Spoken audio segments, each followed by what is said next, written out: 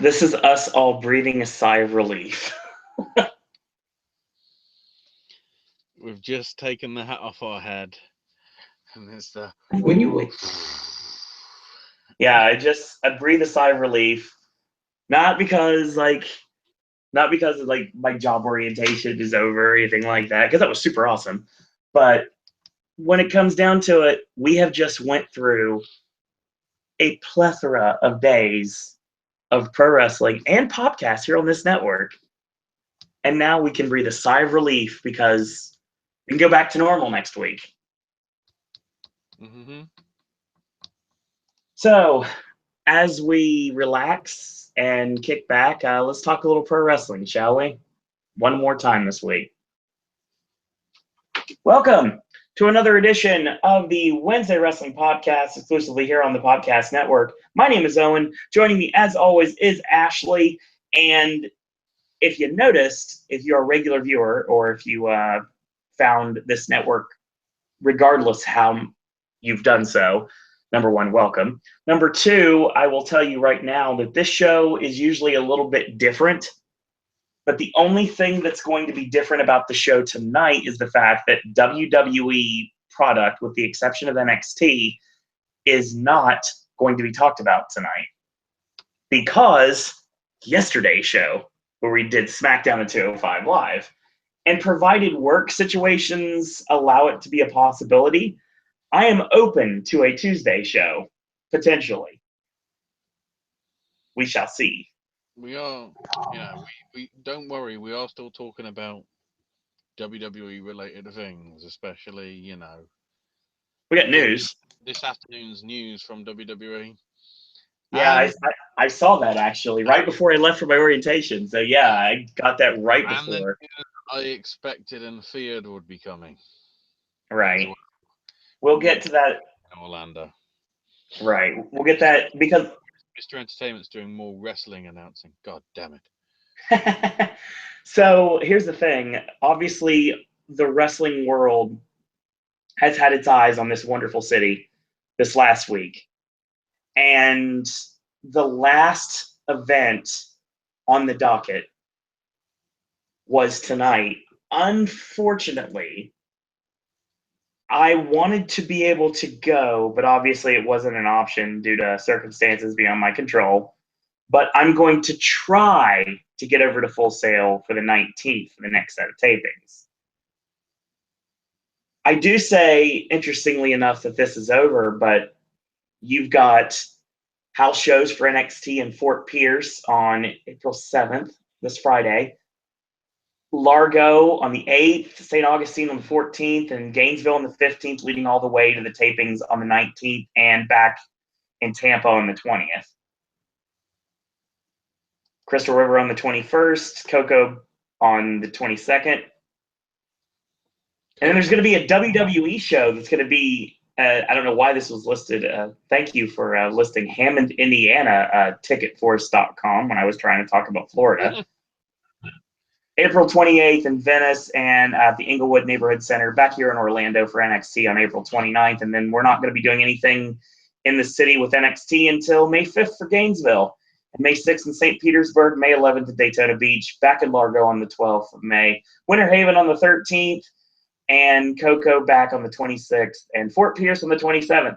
That's your NXT dates all the way that what we have currently. Well, you didn't mention the big one. I mentioned the dates for Florida. Well, we have got tickets and everything available for TakeOver. Yeah, tickets are available for TakeOver Chicago.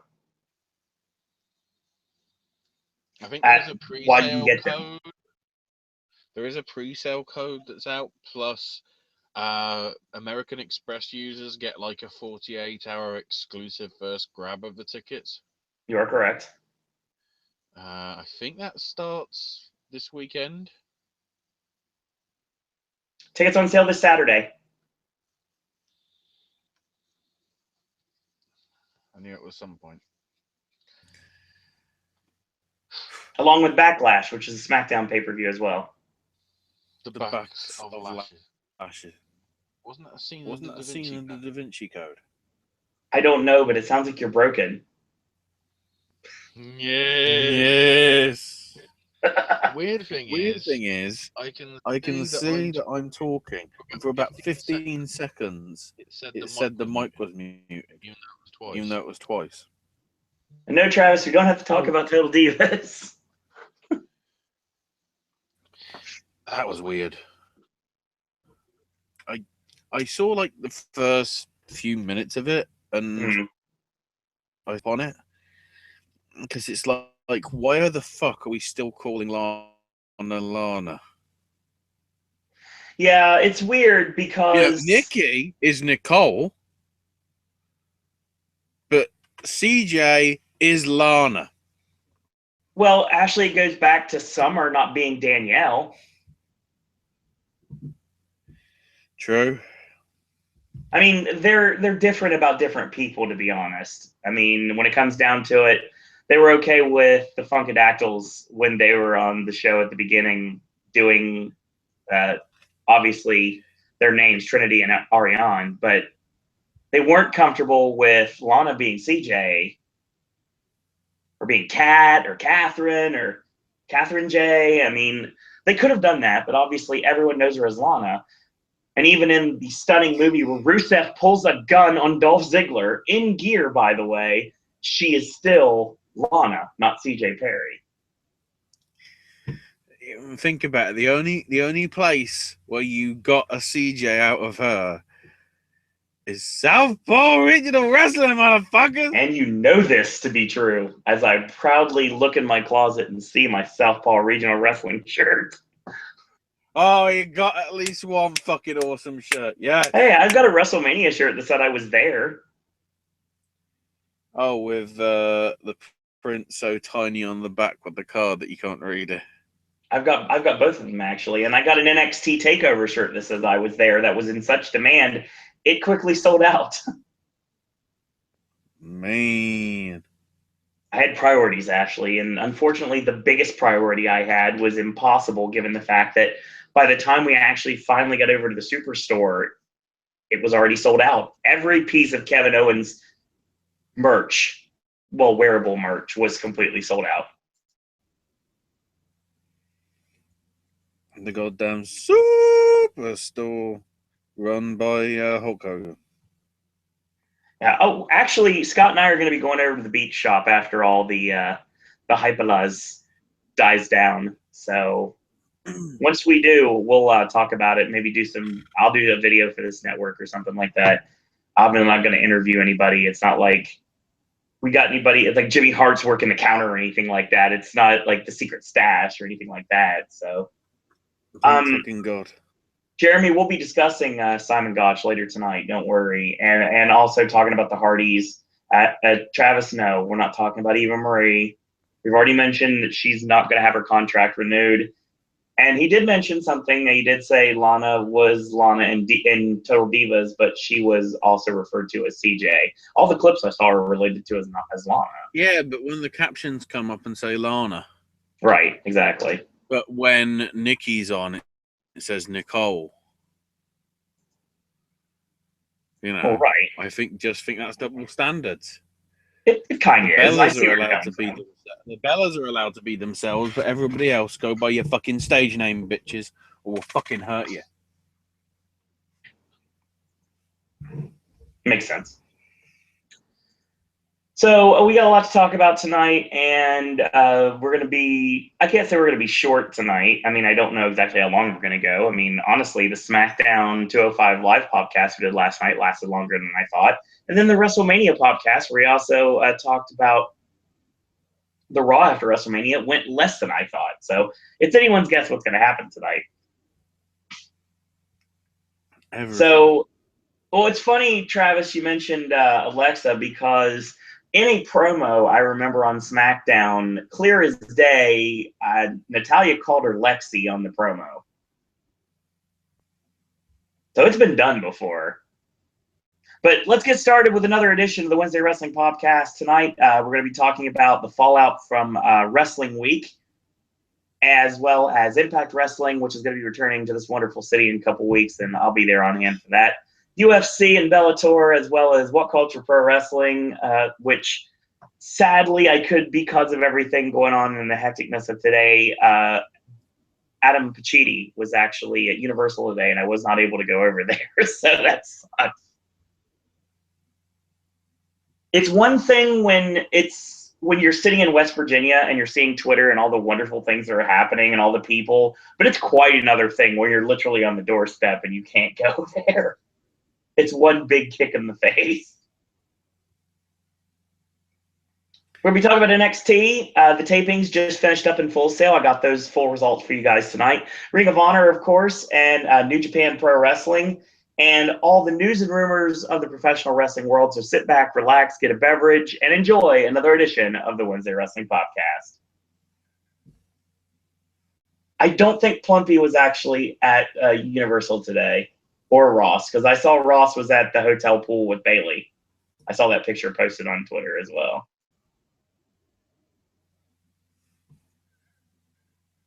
So yeah, Ashley, let's get talking about a little Impact Wrestling, shall we? Okay. Another show I got to see live. Well, you didn't see this live because we're starting off backstage in an office. Yeah, this stuff was not. I'm pretty sure they don't specify it. No, not at all.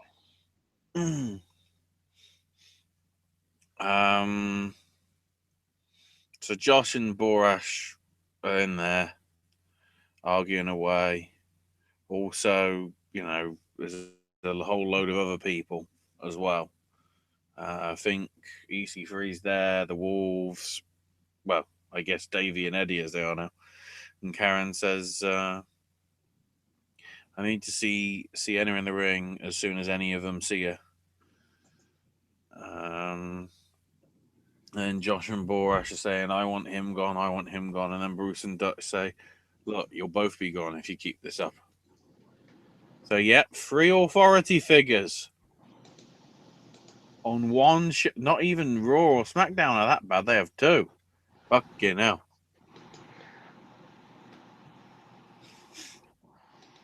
But the first thing to come up is that obviously the fans want Josh fired.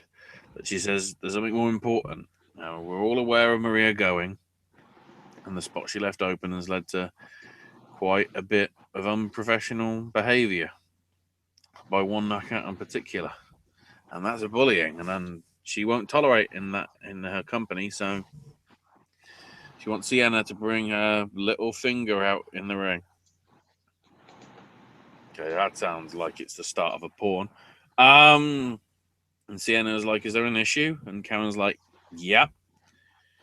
I haven't heard anybody backstage saying a good word about you. I don't tolerate bullying, so have you got a problem?" And Sienna says, "Who told you this, that I'm bullying?" And Karen says, "Look, I don't think you need to be told who it was." And Sienna goes, "Oh, I know it was Ali. And, I got on here on my abilities, my talents, my class, my charisma, all of that, not because of who I married." Which is ironic because Ali and Braxton aren't married, are they? Ooh, that's a good question. Hold on. Let's look into this. They are. I believe they are. No, but the whole dig is like, I got in this company because of my talents, not because of who I married. They've already, obviously it's towards Angle, but if you think about it, that's rather a personal thing against Ali, especially when you take into account they aren't supposed to be an item, at least in the eyes of the public. No, they're supposed to keep that on the down low. Oh. Well, it's not really down low if everybody knows it. It is now, but I mean, be that way. Well, I knew mean, it before they were even in Impact. Well, I did too, obviously, because of stuff like the O Show and everything, but still, like, the regular TNA viewer is going to know this, but obviously you have to play it up like they're not until they were ready in storyline to get together. Basically, she wants Sienna to apologize to her face. And then this big guy comes out and says, you know, you can wipe that look off your face because you know who I am. You're KM. Like, he can't even have his own fucking name. He's got to be KM.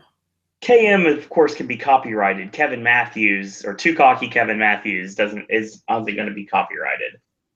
That's how you can copyright the name. Why the fuck would you want to copyright initials? I guess it just depends on how you look at it. I don't know why so they don't have to copyright his name because you can't copyright someone's name. Why would they want to copyright it? They'll release him in a year. I think he'll do quite well for himself with his size and the fact that he's a good worker and he's. You wait. For every 3 months or so, Impact will be sacking people and hiring different people. Well, we'll see who actually shows up on the 20th for the next set of tapings. You know, he says his name is KM. Sienna's my cousin. And you should show me and my entire family the respect they deserve. And Karen's going to talk and he just tells her to shut up. And he wants Karen to apologize to them. Then here come Braxton and Ali. They have a bit of a fight.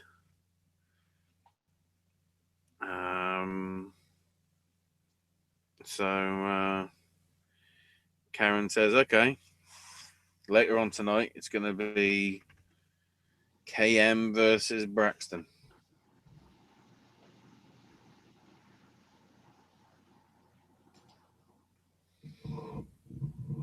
So now it's time for Andrew Everett and Trevor Lee saying how they're going to make Impact great again.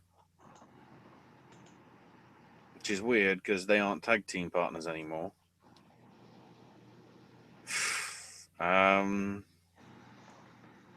Not too bad a match, but really just, was just flippy crap and then over relatively quickly. Everett getting a small package victory. And then Helms and Trevor Lee come out and make fun of Andrew Everett for now being 1-0. It takes more than that to get a shot at the X Division title, but since he's a generous guy, opportunity will knock next week. Handler. So Borash then brings out Rosemary. Says, she's been dominating the division. And Borash says, who's left? And Rosemary says, I've ruined Brandy's life. I've retired Gail Kim. And I've taken the color out of Jade. And then ODB comes out and introduces herself. So I'm a 4-time knocked up champ.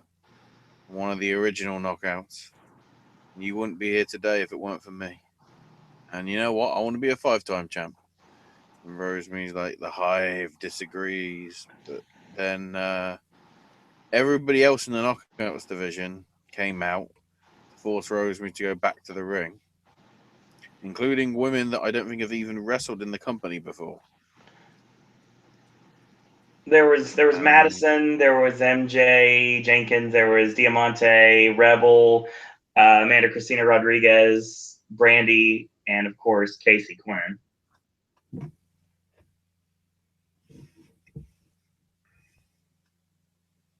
I wrote that down. Obviously, these are from my notes from the live perspective.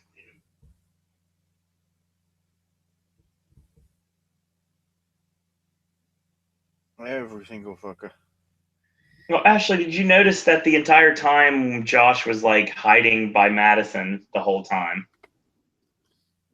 Yeah, and then afterwards when Borash flees because all the women are trying to have a fight on Rosemary, basically. Right. Josh goes, well, that ain't the first time Borash has run away from a bunch of girls. Brilliant. So the Knockouts division is full of girls. Okay. Just to clarify, have any of the women on the locker room of TNA had their periods? Because that's what Borash is, even his own fucking wife.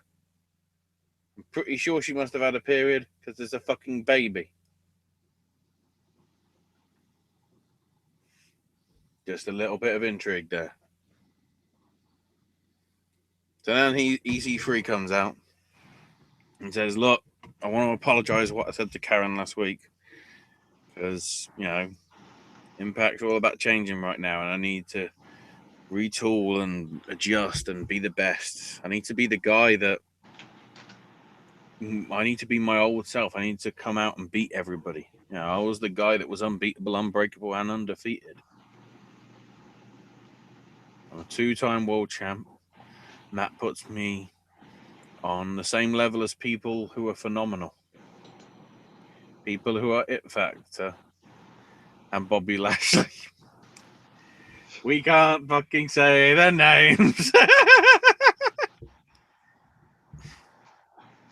But it's time for him to be an easy 3-time champ.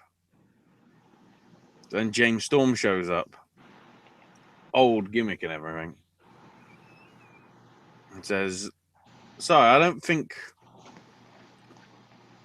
I heard that you use my name correctly. Why didn't you use my name in all those champs? And EC3 is like, well, I didn't mean any disrespect. I just meant multiple time champions. And Storm says, Ethan, I respect the hell out of you and what you've done here, because nobody did what you did for as long as you did it, but I'm the guy that built this place. I was on the first show in 2002. And EC3C was like, yeah, I was in high school and I watched it at my buddy's house. I was like, where were you when Impact came to Orlando in 2004? And EC3 was like, well, I was probably doing some frat stuff that I probably shouldn't talk about. And I was in America's Most Wanted and watched Elix Skipper walk the 6-sided steel and want to know where you were. He's like, I was watching it. Damn, it looked dangerous. Where were you when I was in a team that drank a lot of beer and spent a lot of money? Again, can't mention names. Yet, apparently, fucking Bruce Pritchard and Dutch Mantell can mention the names, but the talent can't. What? Yeah, I don't get it either. EC3 said, I was drinking beer and spending money myself. He's like, we both got the same mindset, and that's to be world champ. If anyone deserves a last call, it's me, the cowboy.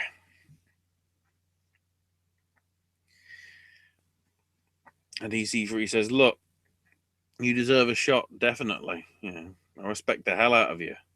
But this isn't our decision. This isn't the office's decision, and it's not Lashley's decision. It should be decided by the fans. You're going to give this crap. I know you are. And the fans cheer for both of them. So it's a 50-50 split. They shake hands, and Borash is like, I wonder what Alberto is going to think of this shit. It's a fair point. So then we're doing a whole, Guys on the Radio Kid of wanting the tag belts. Reno Scum are saying, we're sick and tired of people throwing rub and ready for them to throw money at us. Well, problem, Reno Scum. You're not fucking Mexican or Japanese? Or Will Ospreay? So, that sort of gets ruled out. So now it's time for your opening match. I'd swear, well, no, I guess no, because you had DJZ under Everett. That's how memorable that was. It was decent. It was short. Note. This was the first one of note, mainly because it was filmed like 4 years ago. So it's Moose versus Cody for the Grand Championship. Yep.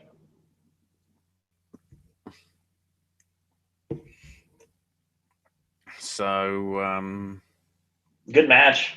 First round was good, and then they managed to go to the floor.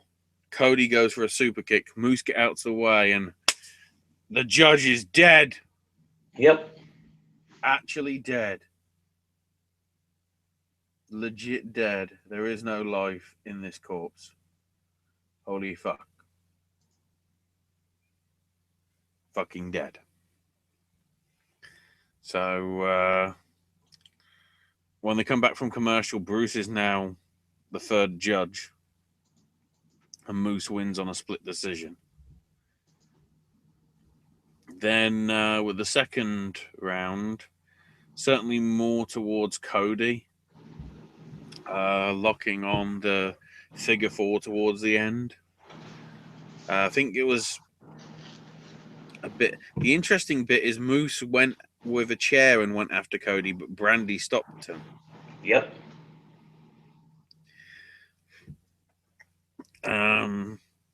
So yeah, basically he holds on to not submit to the leg lock. Get to the end of the second round, which Cody wins. Goes for a kiss from Brandy. Brandy says, "Both of you are acting like idiots," and just walks out on both of them. Not cheering anybody. So they brawl.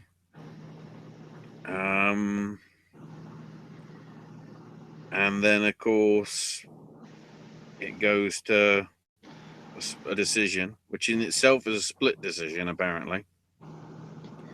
Which, technically, it might not even be a split decision. Because if you actually did the counting of the scorecards, would it be a split decision? Or is it just a split decision because the third round was a split decision? It was. Well, no, I mean, I can't remember the scores, but was it actually like, 29, 28, 29, 28, 28, 29? Or did somebody have it like 30, 27, and then somebody else had like 28, 29, and then the other, Well, Moose won the first, Cody won the second, and they split the third because the judges went for Cody, judges went for Moose, so it wasn't unanimous. So Moose officially won because of the final judge. You could have easily had one of those three judges give all 3 rounds to Moose. You could have, but that makes no sense. I don't remember whether the first and the second rounds were unanimous to. All they said is they've won the first round. Right. From what I remember. We didn't really know either. I think, actually, no. I vaguely remember that the first round, I think, was a split. I can't remember with the second, so, it's like. But the confusing thing is, because they won the first round on a split, that means they win that round. They don't actually individually count the scorecards up like they would with UFC. Right. Which is why this system is shit. If you incorporate the UFC system, then it's better. But if you say, "Oh, that person got 2 rounds, so therefore they won they won the round," it's like, not really. It needs to be an overall assessment. You've already established we only need the judges if it goes 3 rounds, because if there's a pinfall or submission beforehand, it doesn't matter. So that's the problem with that system. Don't get me wrong, really good match, but this is showing you the flaws of what they've actually incorporated. in. The Grand, okay. Which they think is a smart idea, which I don't. The Grand Championship is not a bad idea if you really think about it, but the delivery is not quite there. Nope. It's the only thing I can think of to describe it that makes it make sense in my head. Then we get a video package for the walls breaking up. And then Karen Jarrett's got a piece of paper for Bull Rush to read, and there'll be a Knockouts Gauntlet Battle Royal to determine a new number one contender for the Knockouts title. Yep.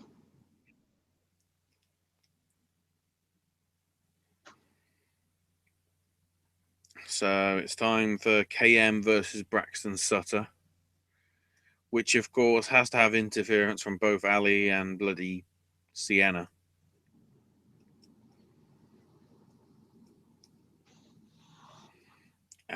Basically, Sienna grabs Ali and that distracts Braxton. So,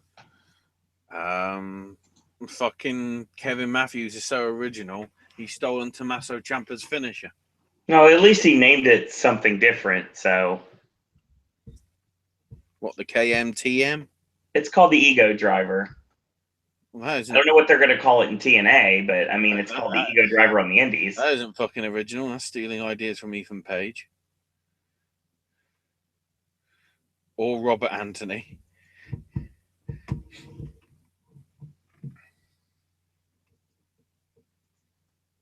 But yeah, it was a short match, but it was solid, and it was a dominating performance from Kevin Matthews. Needed to have. Yeah, but it wasn't really.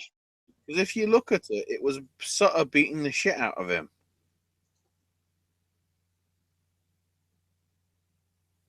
And then bloody right at the end, thanks to the distraction, Kevin wins. So bloody the faces outdo the heels. And then Lowell shows up and screams at them and like, why the fuck is she still here? They're still doing this. This is leading to her snapping and bringing in the new stable with Sienna, KM, and Congo Kong, which hasn't debuted on the roster on television yet.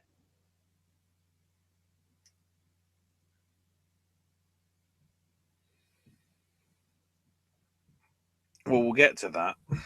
Christ, that's still 2 weeks away. Fuck. Right. So we got LA somewhere. LAX, and Conan tells Homicide to make sure that nobody interferes. Tells Diamante to win the Knockouts title from that marsupial or whatever she is. How the fuck is Rosemary a marsupial? I don't get that either, honestly. And tells the UFBO to win the tag titles. Basically, Homicide is a fucking lackey. I'm hoping so bad when we go back to tapings on the 20th or the 23rd that Homicide actually gets something to do. If he doesn't, I'll join your brigade, Ashley. But if he does, then I'll be like, well, they just needed to not focus on that right away. And now they can focus on him when the next set of tapings comes up. So someone's backstage with a picture of Braxton and Ali and said they thought they'd live happily ever after, but Fury is coming.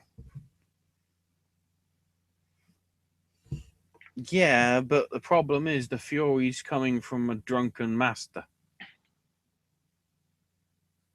And I'm not going to lie, I think I was the only one in that building that knew who Congo Kong was. And let's be honest. Is she a woman scorned? Yeah, I'd say so. Yeah, but was she actually doing like slavery? You know, how she was ordering this guy to marry her. I wonder how well this will go down in India, where there is rather a problem at the minute with arranged marriages and honor killings. To be honest, they may end up cutting that from the India airings. That could get awkward. There's plenty of, well, honor killings are seen bad elsewhere. I don't know how significant it is in India, because obviously that's where it originated from. I guess the problem in India right now is raping women. So Well, I mean, this is getting off, not getting off topic, but this is getting off the top, going back to the topic we were previously talking about.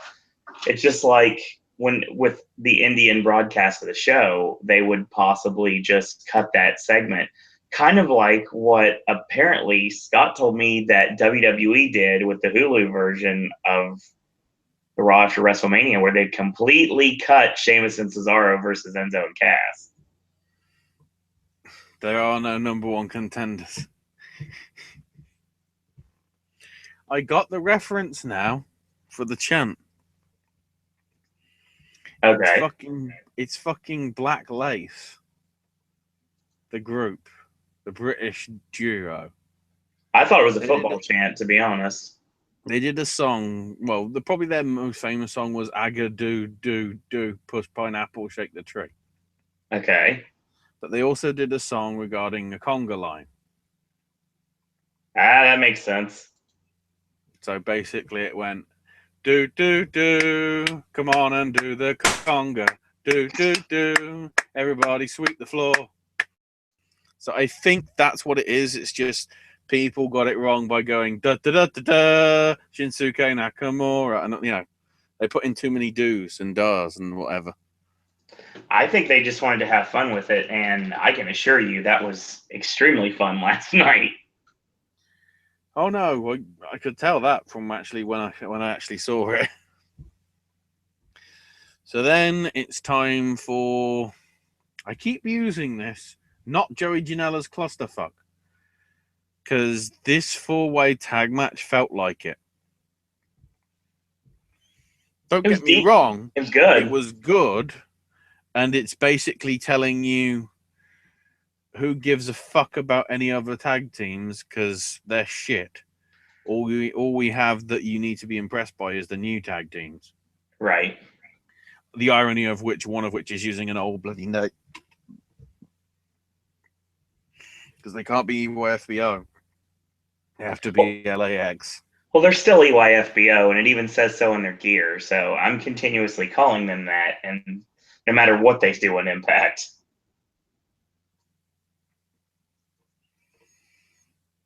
Yeah. It was a clusterfuck in terms of there was too much really going on in the match. Right. I can see where the important thing is, and it's harsh to say because really what the Hardys were doing for the company, if not that tag team division over the last 5 or 6 months, was very important. TNA, Impact, fucking, I keep calling them the wrong thing, fuck it, because, do I call them Impact or World of Sport over here? I don't know. Or both, or neither. Clearly they're following on from the Hardys, in which they're obviously, you've got to imagine the Hardys never existed. Lol. But it's pleasing that at least they've got one division back now, fully, under their control, if you will, because obviously the Hardys were pretty much in charge of it for the last few months. Whether for the probably for the better more than the worse, at least, but obviously it being the worse in Impact's eyes because they didn't have control of it. Now we just have to make the X division situation interesting, and the Grand Championship situation interesting, and the world title. Because somehow I don't think Lashley is a great role model.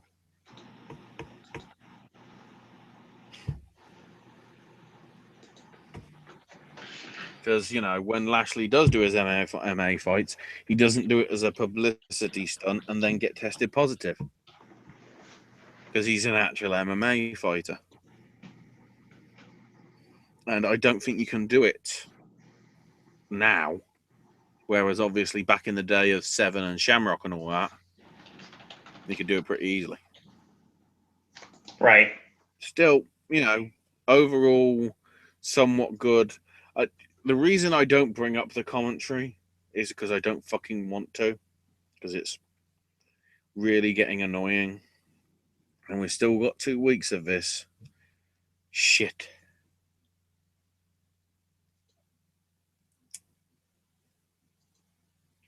Yeah, so, I mean, the match ends with double team on Laredo Kid. Mike Drastic hits the sit-out powerbomb, and while Ortiz comes off the top with the flying guillotine. Good finish, and the crowd actually really bought into the title change, too. As they should.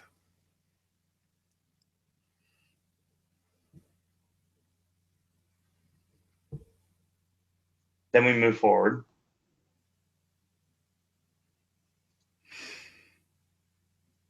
With what? Oh, I mean, I have that's actually how the show ended, I'm guessing. Yeah. Oh, that makes sense. Okay.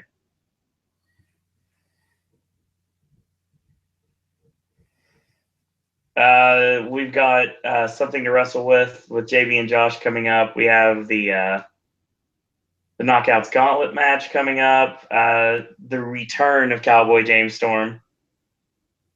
Andrew Everett, Marche Rockette, and Suicide, and the match that really took the week of wrestling for Impact for me, Ashley.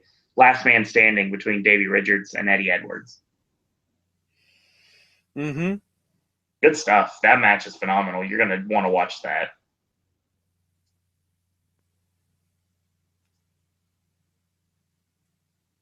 That's Impact.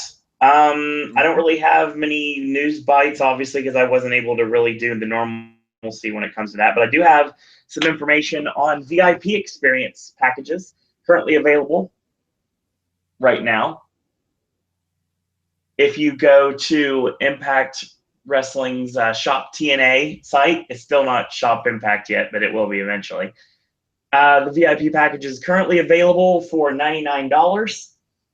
And you're going to be able to get numbered souvenir credentials, securing your place in line, first entry in the Impact Zone, and that's before friends and family and team members, so you'll be able to get in like one of the first in. There's a commemorative 11x17 poster and a daily meet and greet with a superstar or knockout.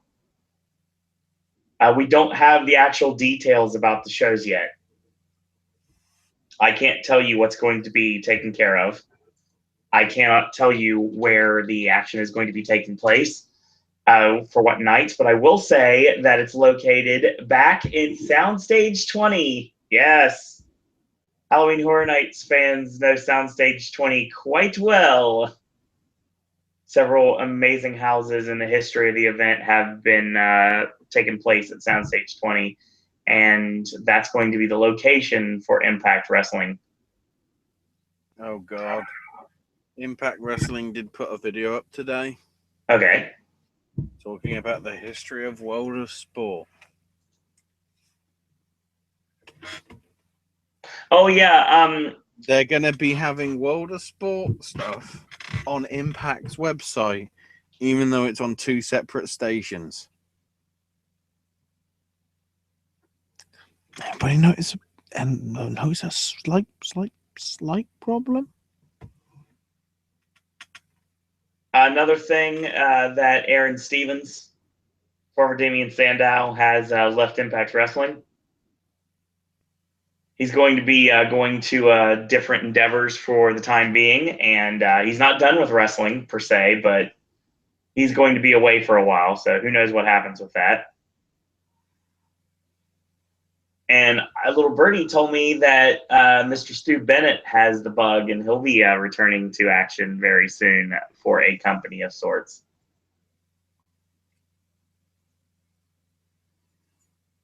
Oh, what? A company that might be a question. We don't know exactly what company. A company that's a question, followed by a Trivial Pursuit category. We will see. Which has a very plump general manager. Considering the fact that he's already going to be in the area, it would not shock me one bit if that ends up happening.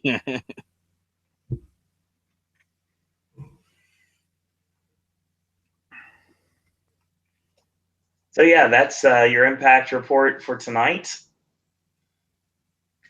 As long as everything works out with work, I will be at all of the Impact tapings in the 20th to the 23rd. So it's going to be nice to be back home in Soundstage 20 again. Mm-hmm. So a couple months early, but still. Let's get to our next segment. The segment, obviously, I kind of have no real stock in because I don't follow the product, but you certainly do. And let's talk about what's going on in the MMA world with UFC and Bellator and the things that are going on right now. So, Bellator this past weekend, if I can find it, keep scrolling. Not too bad of a show from what I heard. Obviously, nobody watched it because at least of people that I follow, like Meltzer and all that, there was like other important stuff like WrestleMania weekend. Oh, yeah, of course. But I think it didn't do too bad. For the main card itself, because obviously there's prelim and post-lim dark matches, basically. For the main card, in the lightweight division, Steve Cazzola beat Jake Roberts, not that one. After 28 seconds of the first round. That's a quick one. A fight that was, I don't know whether it was due to last minute changes made a catch weight fight. I'm not sure because it doesn't. I can't find it in the notes exactly. But Noad Lahat beat Lloyd Carter with a rear naked choke submission late on in the second round, and then heavyweight contest saw a KO punch from Sergei Karitonov beating Chase Gormley with about a minute or so left in the first round. And then your other two fights went the distance. First off, Emmanuel Sanchez beating Marcos Galvao. It was supposed to be a featherweight bout, but Sanchez missed the 146-pound limit. So it got changed to a catch weight 149 because he weighed in, I think, at 149 and a half. So they just basically told him to get rid of the half.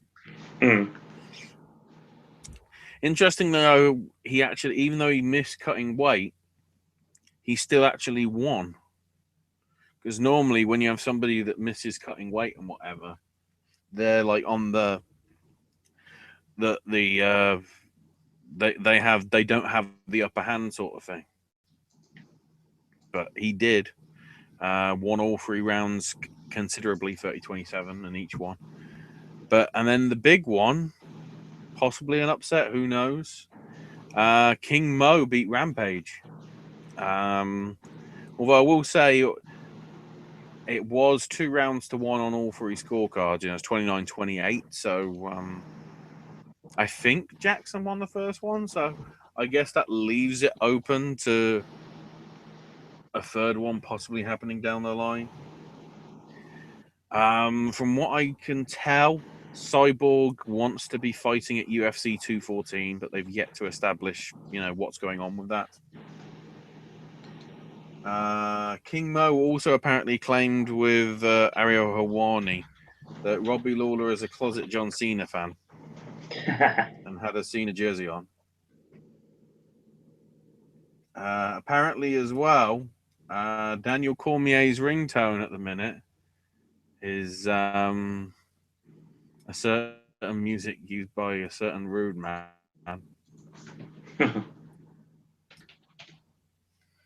It's clearly working. Viewership apparently was an average of 1.4 million for the Bellator show, peaking at around 106. Mike Jackson keeps calling out CM Punk. So I guess that could be a thing. Probably won't be, though. I don't think they've properly announced any other cards coming up.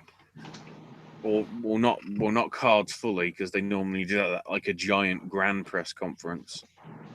But I think there are some rumored matches on the way over the next couple of months.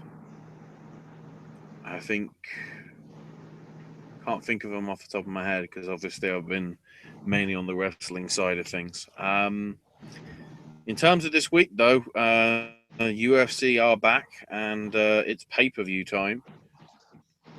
And it's going to be a little bit of history because they're going to be in Buffalo.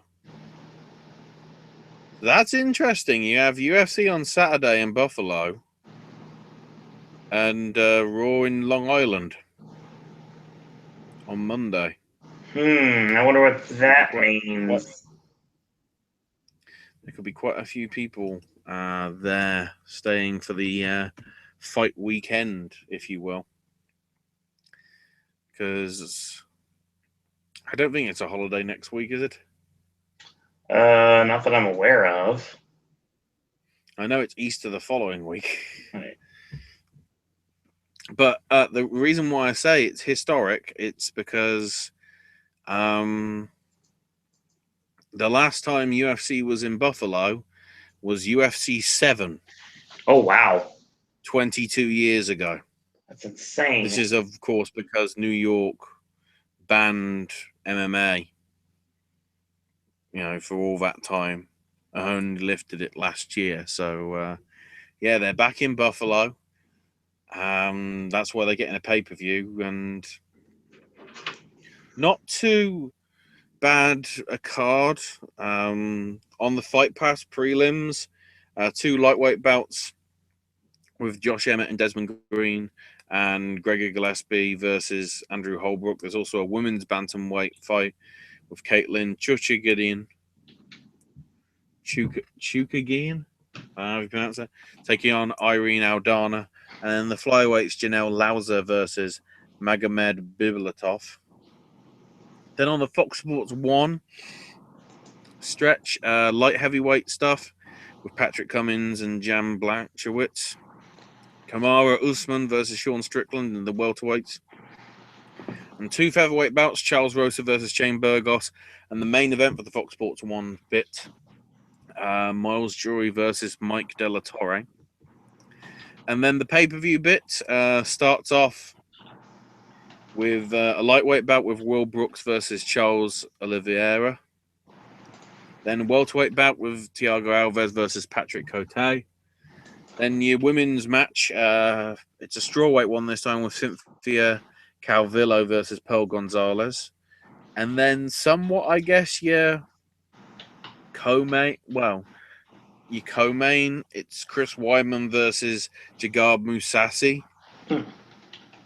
Arguably, Weidman's been not on a great streak recently, but I think they've put this together with Mousasi because I think the idea is whoever wins it, they might not be, the next opponent for the middleweight champ, but certainly I think, they're going to be a contender in terms of what happens. But the main one is the rematch between Daniel Cormier and Anthony Johnson for the light heavyweight title. I think they actually fought the last time.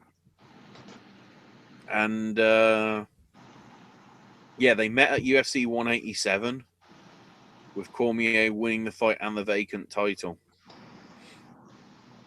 Because I think that was won by Cormier after Jones got his suspension the first time.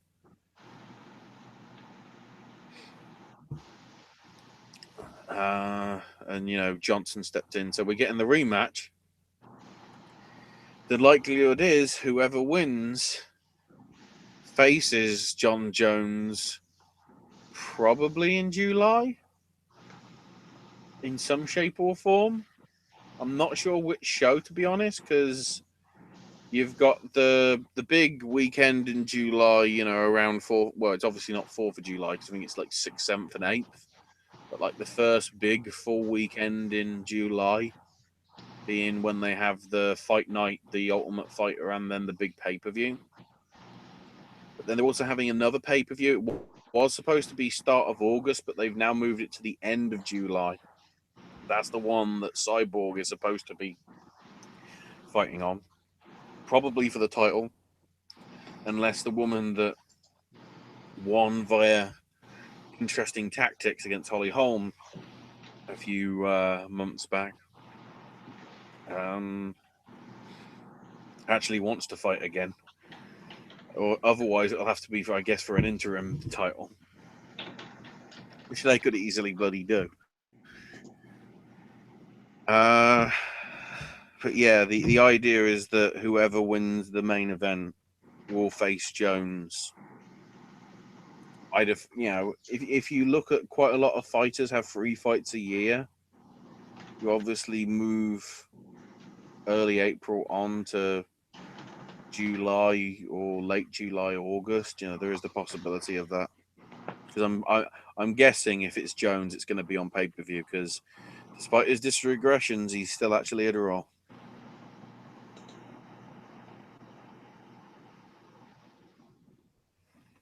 Boom. All right, so we move on from UFC to WCPW. Yes, and it's still no real results from State of Emergency, so I guess I'll have to wait till Friday and we'll review it next week. I'm trying to find them, and it's not easy.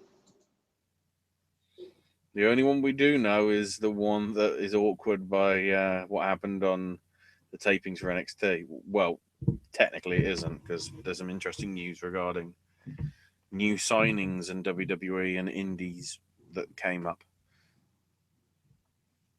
So,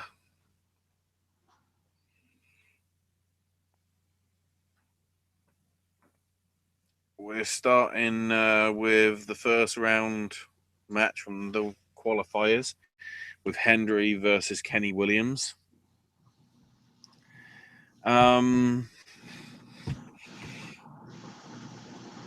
Pretty decent match. As you can expect me to just say decent match for all these because, I know these guys can do better, but this is what happens when you're in the first round of a tournament. Even if there is no sort of like champion crowned on the night, obviously, because there's 2 winners that progress on. You're not going to get anything stupidly fancy at the start, otherwise things go wrong and then your booking goes out the window. So the surprise was the fact that Kenny Williams actually won with a roll-up. Now, Hendry was pissed with the ref, but the result's done. Kenny Williams is on to the semi-final / final. Then we had Joe Coffey versus Liam Thompson. One thing worth noting is Joe Coffey kept trying to use the Travelodge card again. Oh, God. With that stuff. But Coffey wins with a very, very very good-looking Boston Crab, as in, I think he was actually trying to break Liam Thompson's back. It was that well executed. It was like, well, he's going home in an ambulance. And then, of course, basically at the end, I'm not a bad guy. I'm not a good guy. I'm the only guy in Scotland. Prestige represent. So apparently we can't have tournament action next because it's time for El Ligero versus Grado.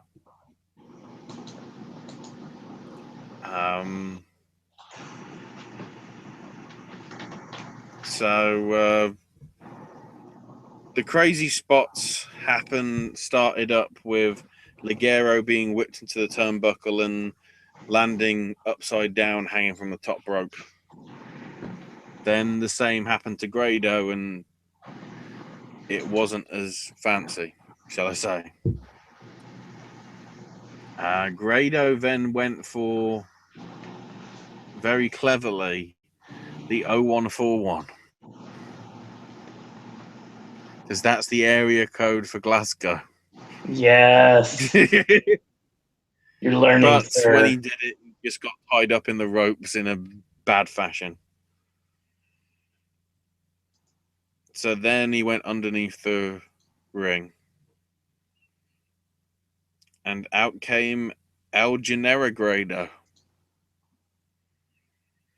Grado had an El Generico mask on for some reason. And was doing pretty good, El Generico impressions. Except when he got to the top rope, he then slowly went to the bottom rope to do his big jump. But then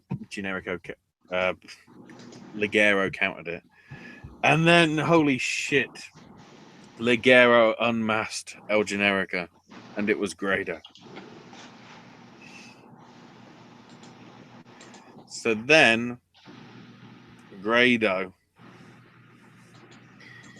went under the ring and got a bag from underneath, a good old leather bag, and undid the thing. And what was in the fucking sack, Owen? There could have been anything in there. Doritos. God. So he put the Doritos down on the floor, and it was like, oh, I'm going to superplex you into the El Ligero. But then, of course, Ligero hits an ace crusher right into the sharp, the unnerving crisps. And Ligero wins, and they shake hands afterwards. Oh, sorry, no, Grado won, actually. I take it back. It was basically an ace crusher from Grado. So then BT Gunn versus Lewis Gervin, another qualifier. So it was another. Well, it really wasn't a slow match. It was relatively big pace, but it was certainly short of this one. A damn good-looking beat DDT from BT Gunn, getting him the win. And then finally, Galloway versus Coffey. Pretty good between the two of them. Heck of a load of chops with the two of them. Drew winning with a Future Shock DDT. Then we had Travis Banks versus Martin Kirby.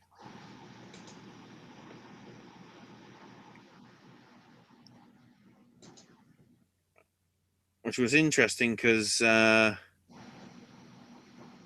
during the match, Travis Banks was getting into Striker's face.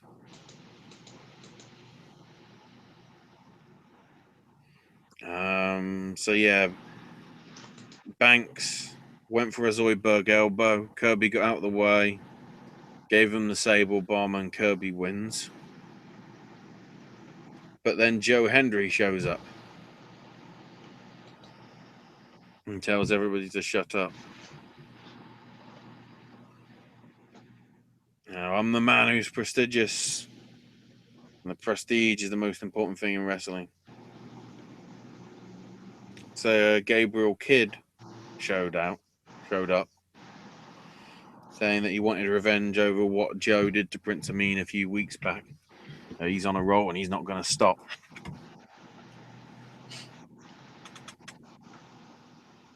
So Joe Hendry beat the shit out of Kidd, whipping him with his belt and everything. And then Stryker jumped into the ring, squaring up to Joe, and Matt called him out as a mark. And and basically called Joe Hendry out for state of emergency. So the bout did happen. They didn't announce it, though, until the day before. Whereas most people in Orlando were probably already watching wrestling at that time, so they wouldn't have seen any of the shit that happened.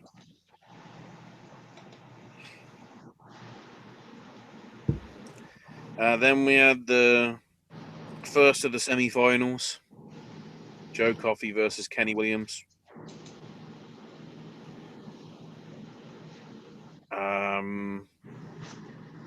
Coffey getting the win. Pretty good match between the two of them. Certainly Kenny's proven, he's a good asset to ICW and all the other promotions he's in. The only course the reason I mention ICW is it probably means that he's going to be on the network soon. As I guess will Joe. Unless, of course, World of Sport, in which case he might not be able to appear on ICW. Be interesting. And then we had Drew Galloway versus BT Gunn, and this was a Hoss fest. Hoss. It was Chop City, just stiff, everything. Drew winning with his pile driver into Future Shock DDT combination. I'm guessing this is going to be fucking awkward now because he ain't going to be able to do August. Yeah, I'm trying to see what they're going to do at this point. I mean, you could say BT Gunn, obviously. I guess it depends because if you think about it, BT Gunn is actually pretty much all 8 of them are ICW guys. True. And with the ICW network thing, it's like, who knows?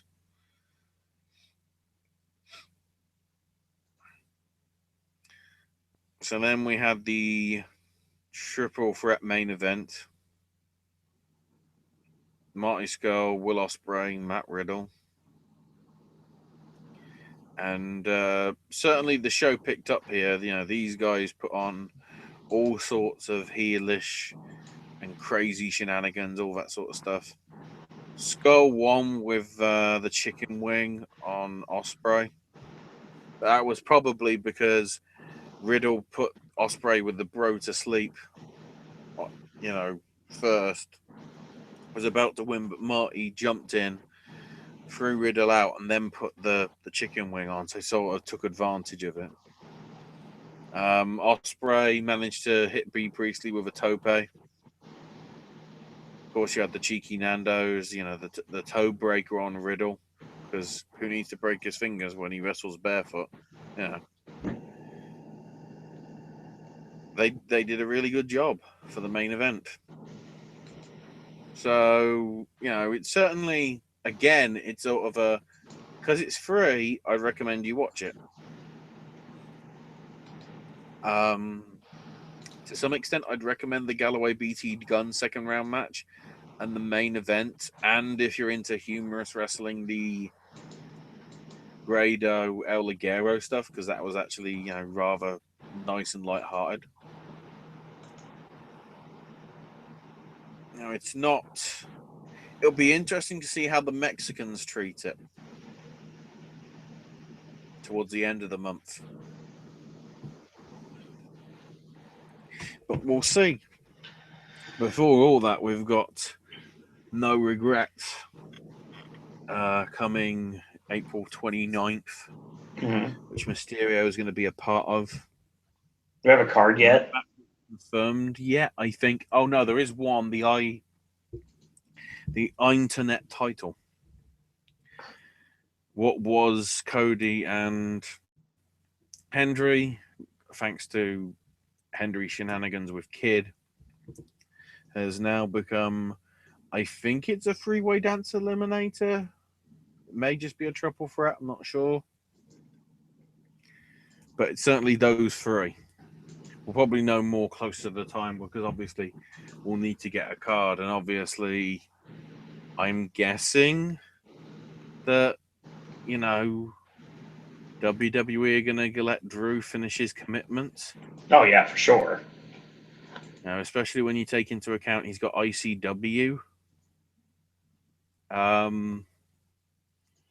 in a few weeks. Well, actually, next weekend.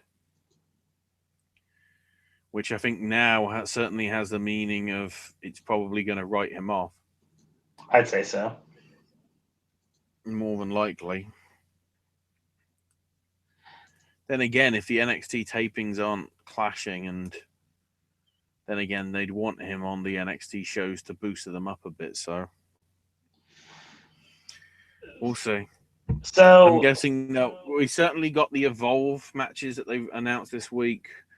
And so I'm guessing they'll let him. It makes sense to let him drop the title to somebody. Right. No regrets. And all work out what they're doing with the World Cup place. But we'll see. World Cup, Mexico, April 30th. Planet Ice Arena, the Sky Dome in Coventry.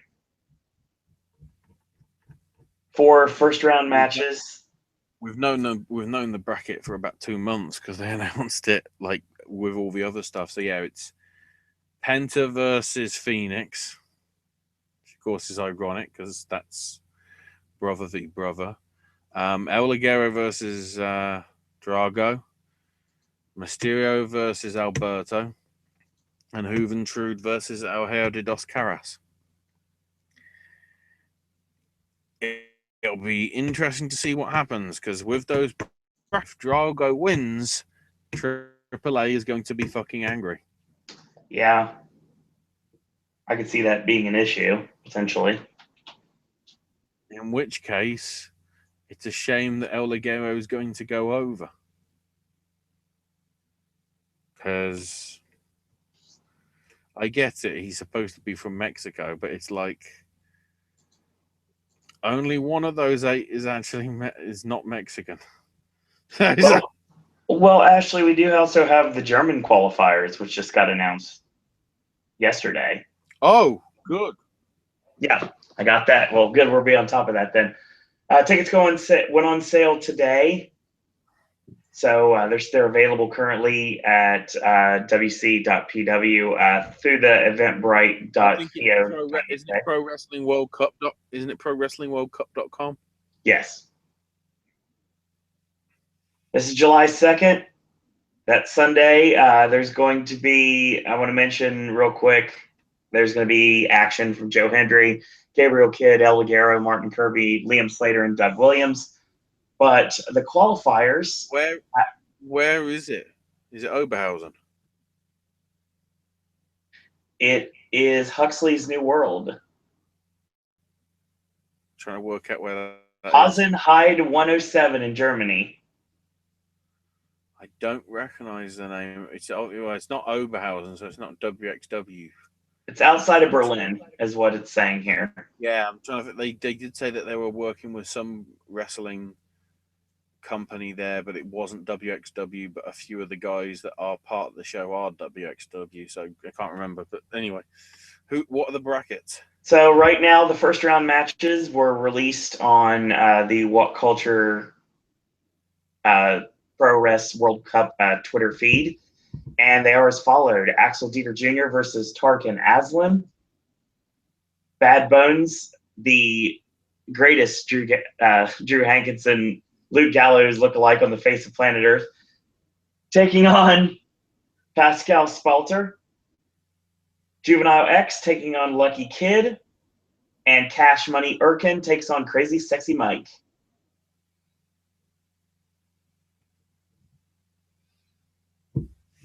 Okay. That'd be an interesting one. That's due. What I'm concerned about is that's leg 4 and that's July. Right. We've still got 4 more shows. Correct. by August.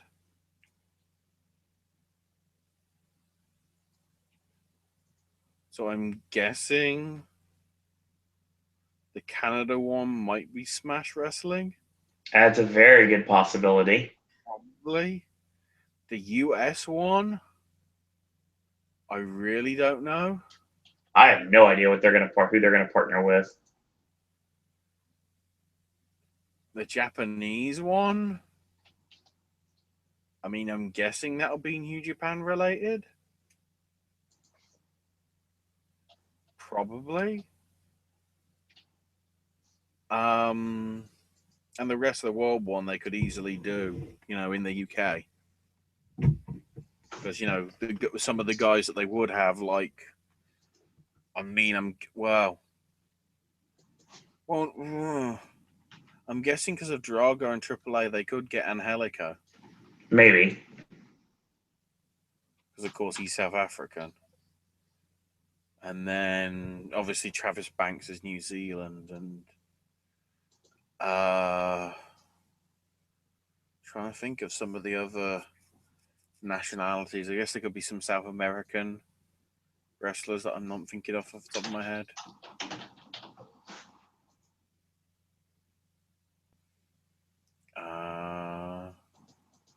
Perhaps Prince Amin. We'll just say he's Indian. Like,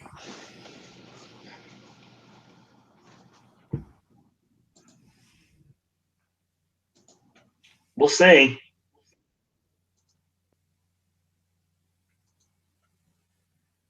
I guess we'll see where we go from here.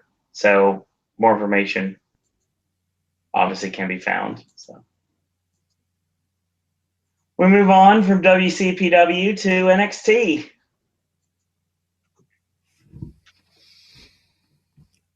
So I've got my tiny piece of paper with the rough notes on. We started with vids highlighting TakeOver. Then we had Peyton Royce versus Aaliyah.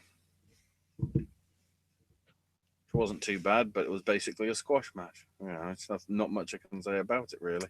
As it should be.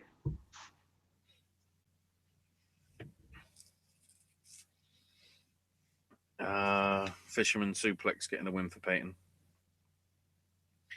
They then talk about how there's exclusive footage coming, which means there sort of is, but whatever.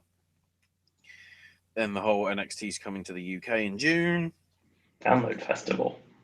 And then why the fuck did you stay up and watch 2.5 hours of live wrestling when they can sum it up for you in 3 sections for 2 minutes long as to what fucking happened?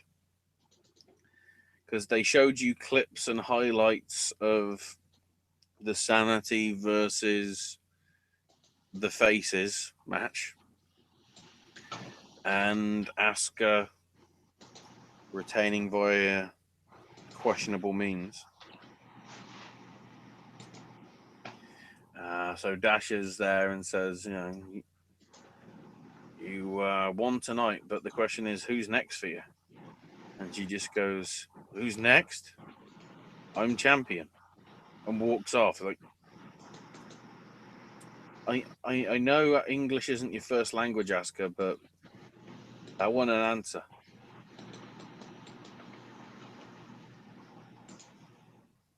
Then they had Aleister Black beating Andrade. And then they showed Andrade's Instagram where he was just fucking partying and didn't give a shit about losing.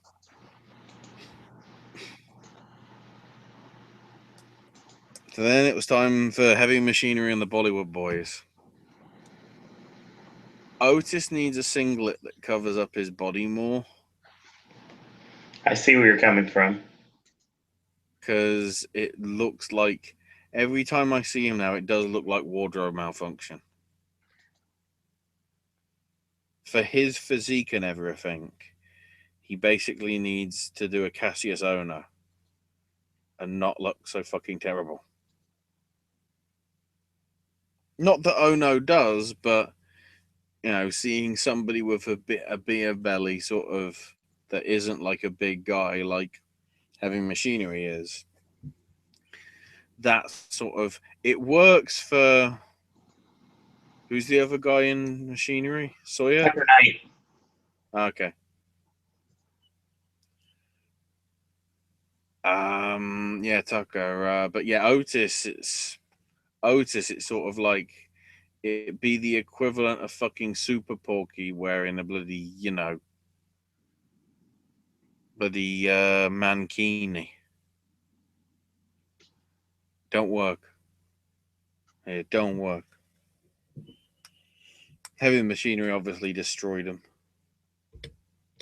Only's backstage, not knowing who he's facing, but he's ready to win. Then they recap the tag title match. And there's a very good promo from Ellering, of course, saying, these guys have proved themselves that they are the evolution of this company. And that the other team said it was their destiny. Well, they got proven wrong by the Dynasty. God damn Ellering, I love him. Solid promo. He still hasn't lost it after all these years. Then we had like a 6-7 minute fancy backstage shooting of the Nakamura Rude match with the edited entrances and sporadic highlights and Rude winning and Nakamura saying bye-bye and everything. And then we have an interview of Rude in the back saying, a great speech saying, it's time for me to define what happens in the weeks and months to come. I'm thankful he didn't say years because, obviously you don't want to be in developmental for years.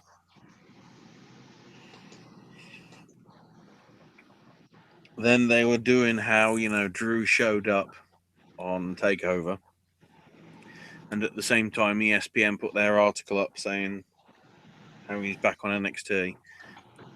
And then he said it personally in a very quickly taped and winked 45-second promo or so backstage. And then here comes Oni Lorcan with his mystery opponent to come out. And it's El Vagabundo.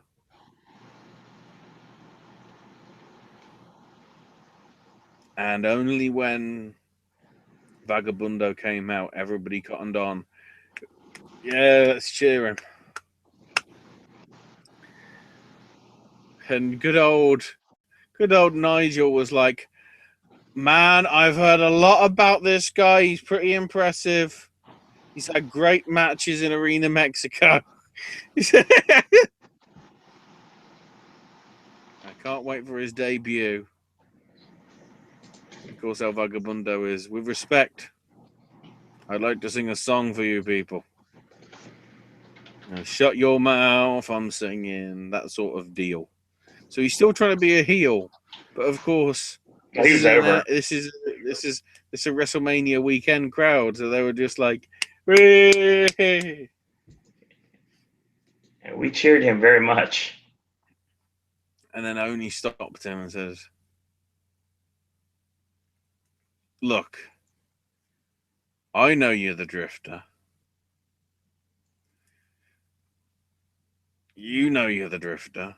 These fans know you're the Drifter." And it was muted down, but you could hear somewhat no chance. Oh, we definitely said no. I agree with that. Why don't you just drift away? And the thing is, El Vagabundo wrestled the match as a heel. Yep. And Oni wrestled the match as a face. But it's just the crowd that wanted to be, wacky guys and do it the other way around. If you'd have done that at Full Sail, you wouldn't have had the same reaction. Right. It was just the crowd appreciating That's actually pretty funny, like trying to sneak in and still be in the company under a different gimmick. So when he got dragged away, the idea was it's like, yeah, good riddance. But of course it was like, boo, we actually liked El Vagabundo because it was better than... Isn't it weird that his fucking lucha character was better than his character? A one-off fucking gimmick was better than what he's been doing for, 6 to 9 months? I liked it.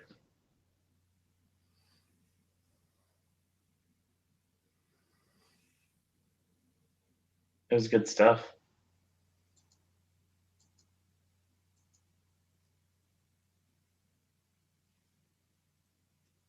So that's the end of the show.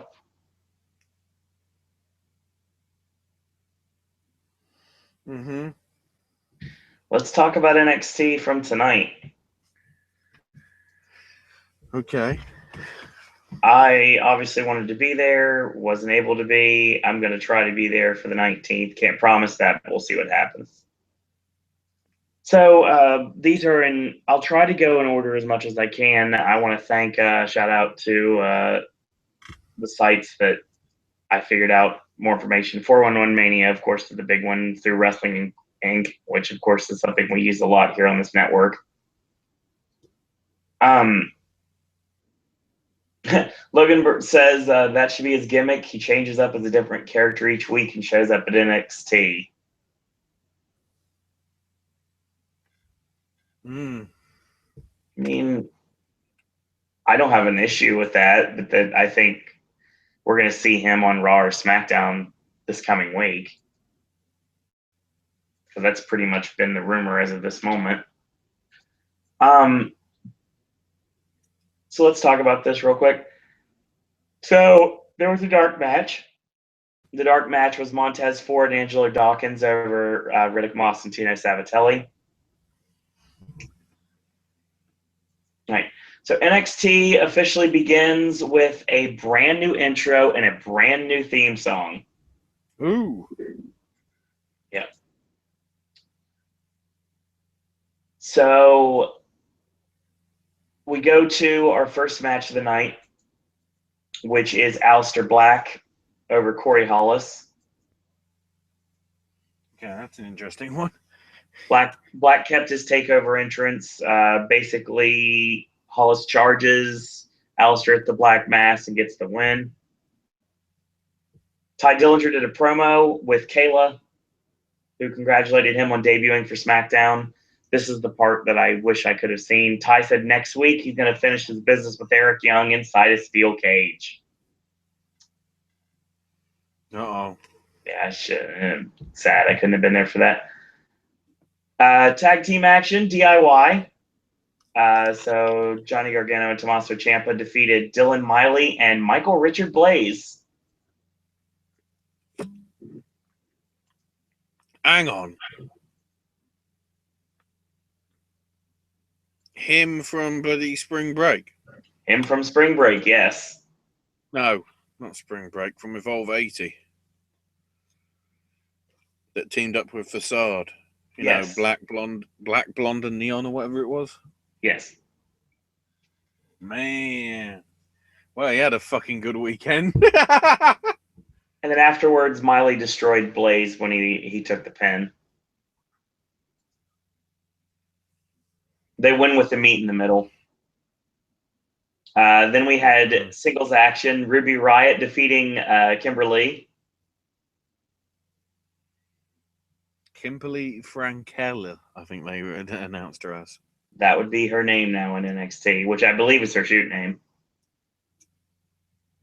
But, she's still technically Kimberly. Yeah. That's the advantage that you can have. You can have her be Kimberly something. But because it isn't Kimber Space Lee, she can still have that for when if she goes back to the Indies. Ruby wins via basically distraction when Nikki Cross comes out from the crowd.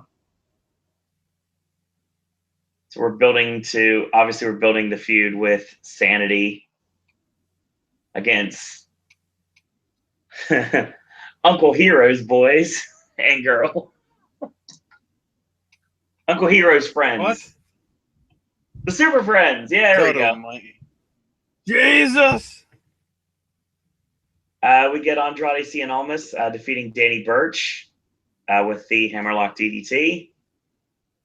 Drew McIntyre comes out for his debut. He has brand new music, so sorry if you love his old entrance theme. It's gone.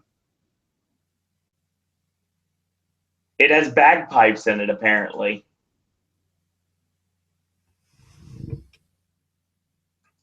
Right. Should be a very interesting debut. And again, another thing I wish I would have been able to see in person. Drew McIntyre defeated Oney Lorcan.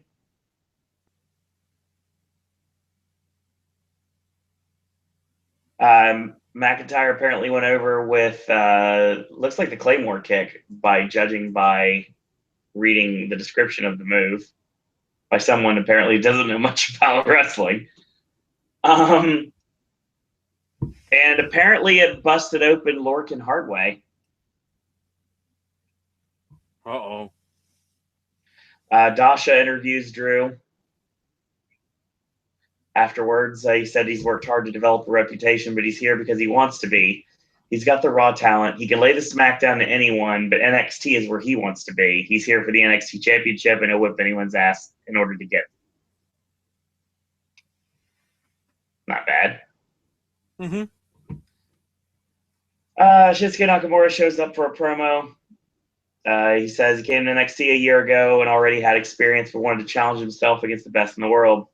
NXT is its own brand, creating something new and different. But he discovered that the universe is crazy.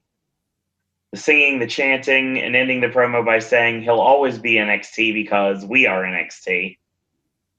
The roster comes out, applauds him. Nakamura was met by Triple H and Finn Balor. And apparently Nakamura was filming this whole thing with his cell phone.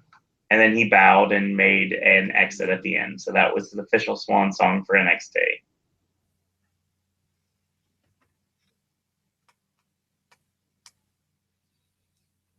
Nice. So that sounds good. Apparently Hideo Itami was a part of that too, but it wasn't mentioned in the first report. It was mentioned in the second. So Balor, Itami, and Triple H met him.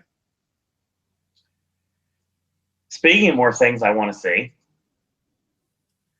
So that was the April 12th episode. The April 19th episode opens up with the Authors of Pain non-title action against Chris Hero and Roderick Strong. Wow. Basically, Roddy gets caught going for the wrecking ball drop kick, and the Authors slam him into the LED boards. Hero eats the last chapter, and that's the end. That's just how it is. Yeah. Singles action was up next with Jeet Rama, which I actually do not know who that is, weirdly enough. Yeah, okay, fair we go. Jeet Rama is Satender Dagar, who was the newest Indian superstar on the WWE roster as of this time last year. Oh, fucking hell. For networks in India. Yep. So I had to bring him up real quick. Well, he has ended up defeating John Skyler. Apparently, the match. Why does Skyler have to be a fucking jobber? Bruiserweights showing their jobbing abilities on this show. This may not be this. According to the reports, that may or may not be a dark match. Neither guy got a Tron. They did have commentary, so it's probably just a squash match. Apparently, Rama wins with, he says, suplex and a side slam. So I'll have to see that for myself to be able to decipher what they're referring to. Yep. Bobby Roode comes out. And he says for the second year in a row, he made WrestleMania weekend glorious, single-handedly selling out the Amway Center and allowing them all to bear witness to the biggest box office star in the business today. He personally snuffed out the last flame of the old NXT, and now he controls NXT. He had to watch Shinsuke last week walk to his ring and watch as every star came out and celebrated him. Rude wasn't there because he wasn't going to listen to the crap that comes out of Shinsuke's mouth. Nakamura didn't leave. Rude ran him out, embarrassed after TakeOver. It made him sick to listen to everyone cheer and chant while he stands here as the champ. Nobody in the arena, the stage, neither of them last week belongs in Bobby Roode's NXT. You can either be part of his NXT or you can hit the bricks. Here comes Hideo Itami. So they're finally going with the idea that we had months ago.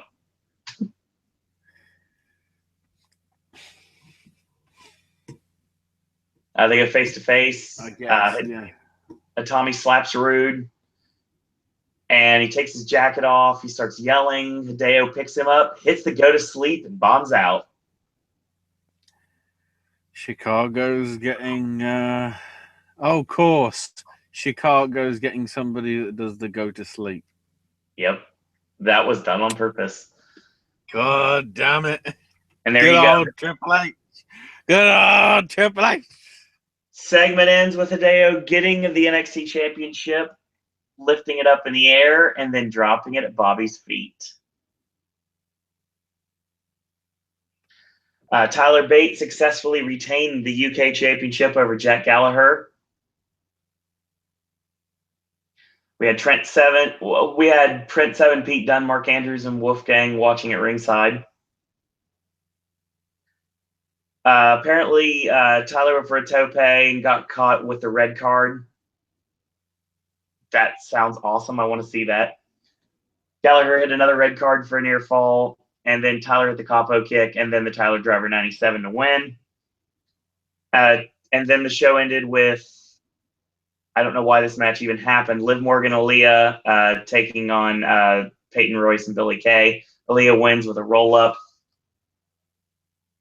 Don't know why they're pushing the people that can't go, but I guess that's just how it is. April 26th, Nikki Cross comes out during the NXT chant to open the show. She kneels down by Dasha. She calls out Ruby Riott. Nikki tells her to come out and play. Ruby comes down. They brawl around ringside. Ruby gets tossed into the stairs. The refs come out to break it up.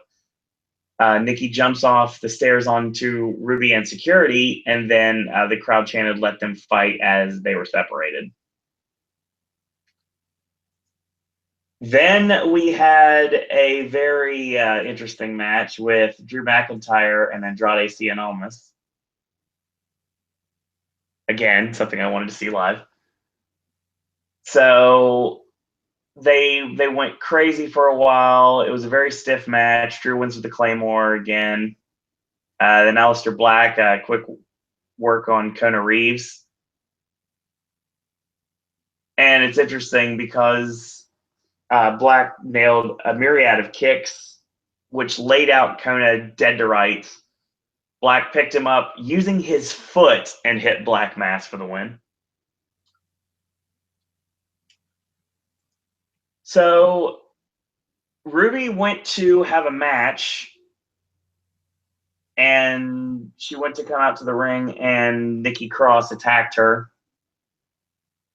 Could this have been my Mary match I was waiting for? Maybe, potentially. Don't know. I don't think we'll ever know. Ruby dived off the stage onto Nikki. Refs carried Nikki away. And April 19th, the show ends with the steel cage match. Ty Dillinger defeating Eric Young. EY went to the eyes on the tiebreaker attempt early on and tossed him into the cage. Young did it again, pressed him against the cage with his boot. They crashed on the top rope at one point during the match. Young got slammed in the cage again. He got tossed from pillar to post, quite literally. They literally brawled on top of the cage. Eric Young hit the superstar elbow off the top of the cage for a near fall. Young got color in the match. Ty reversed the Young blood into the tiebreaker. Here comes Sanity, and Hero, Strong, and Ruby Riott make the save. Here comes Damo and Ty with a flying body press off the top of the cage onto Killian Dane and Eric Young. Ty gets out the door while Alexander Wolf climbed the cage. Ty celebrated with the Hero and Strong, and then a thank you Ty chant ran out. He says, "We're even, Sanity," and he thanked the fans. He said this isn't his first go-around with WWE, and he almost lost his shot before, but he showed everyone the perfect 10, and we took him to heights no one saw coming. He put over the talent as the future, and he said, will you, as the audience, show me the same love and show all of us the same love because we are NXT. He smacked him. That's pretty amazing. Yeah. I'd love to have been there for that, honestly. It sounded phenomenal. Looks like a good set of shows. Part of me wonders whether the Nakamura and the Dillinger stuff will be airing. I'm guessing it will. Not necessarily. I mean, I can assure you that the Nakamura stuff was taped, but I don't know if they'll use it or not.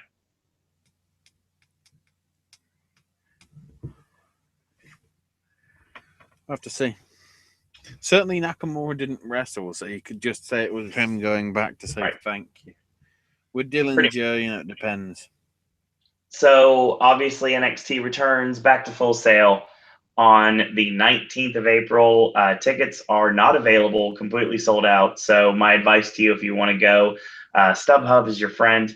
And on top of that, Full Sail's Twitter feed does a lot of really awesome giveaways the week of the event. So that's all I need to say. That's how I got to NXT TakeOver Our Evolution. So if you want to try to get into NXT on the 19th for the next set of tapings, that is your best option at this point. Sounded solid. It really did. Mm-hmm. Should be an interesting few weeks. I agree. Let's move on from NXT to Ring of Honor. So obviously we already talked about all the Supercard of Honor stuff, so... Yes, we did. Plus, apparently Ring of Honor don't even know what the fuck they're doing for this week, so there ain't that much to talk about. Thankfully, we have got TV. So, it's interesting, because where they cut it off last week was Bullet Club losing. Oh, well, wait a minute. Hold on. Before we get started with Ring of Honor, my apologies to chat.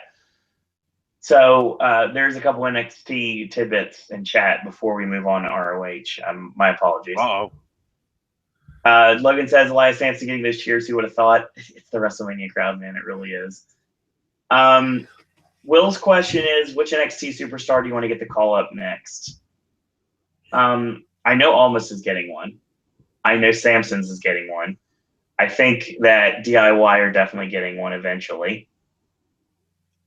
I really hope they don't sleep on Hero, but I think that they might. And same with Eric Young and Killian Dane. But then again, Dane's already worked at Mania, so I mean, that's a pretty big step to think that he might be on the main roster sooner rather than later. I mean, there's one obvious one you haven't said. Well, Bobby Roode's the biggest one. No. Asuka. My answer is no, because right now Asuka's been champ for a year. There's no point in needing to prove that she's any further champ. She needs to be up there challenging, the women that can actually wrestle. There's nobody in NXT right now, though. That's the problem. Before we get to the tournament, there's really nobody to talk about that they're really pushing. There's Ember Moon, there's Ruby Riott, there's Kimberly Debba and Nikki Cross. Well, I agree with that, but they're not built up enough on television yet. Nikki is. Give it time. Out of everybody listed, Nikki is, and they're starting to do stuff with Ruby Riott. But remember, they were that desperate to find somebody for Buddy Asuka to work with, they brought Mickie James back out of retirement. That showed you that Asuka shouldn't have been there then, because they realized there was nobody on her level.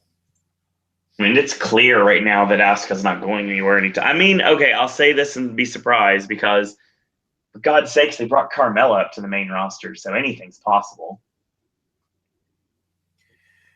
Asuka, I think, is going after SummerSlam. No, just before SummerSlam.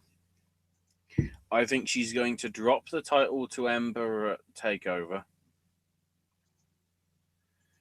in Chicago. Right. And then the rematch happens on the UK tour in some capacity. You know, as in either the Donington shows in June, if they do film it live, which they can, because they are, unlike last time when it was just like a day or so that they were there. I think they're there all 3 days this time, aren't they? I believe so, yes. So it's a full-fledged thing. So it could easily be tapings if they had the right setup and everything, which they probably talked with the Download Festival guys to do it. So I think that might be what they do. And then you can have her come into either Raw or SmackDown in the build-up to SummerSlam. And then SummerSlam, you can have the Raw champion versus Asuka or the SmackDown champion versus Asuka. The sensible thing is Asuka doesn't win at SummerSlam. She wins somewhere further down the line in some capacity. But I think Asuka will be up on the main roster with somebody by SummerSlam. It's possible. I guess we'll see.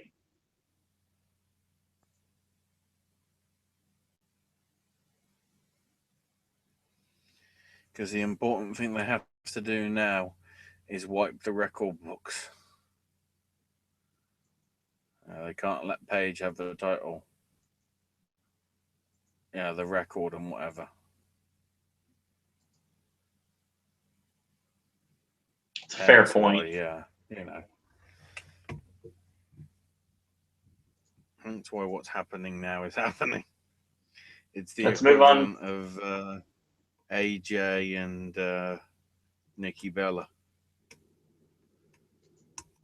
Let's move on to Ring of Honor now. So we sort of get an extended clip of what closed last week.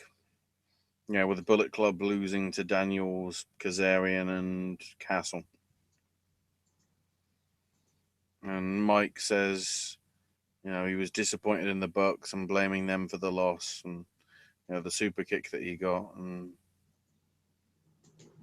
publicly fired the Young Bucks. So then I think they might have super kicked him. But basically they said, no, the real leader of the Bullet Club's Kenny Omega. I believe they super kicked him and they cut that from the broadcast. But then Cole cut a promo, I think, like backstage sort of thing, saying that, you know, I'm not finished with the title shot. You know, I'm not finished going after that world title, and I'll be getting it back soon.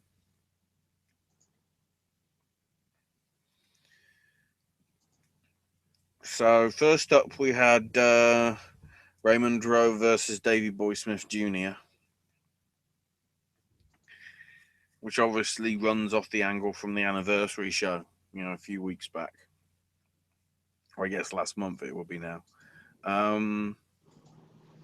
Interesting that Rowe basically was the underdog because of the knee that they kept working on. Because like even as soon as the bell rang and everything, Davey Boy went after Rowe's knee and kept going after it and kept going after it. And despite this injury, somehow he did manage to, on a second attempt at least, hit the death row and get the win. So it's we and the big guy versus a big guy match. One of the big guys was an underdog, but got the underdog win, if you will.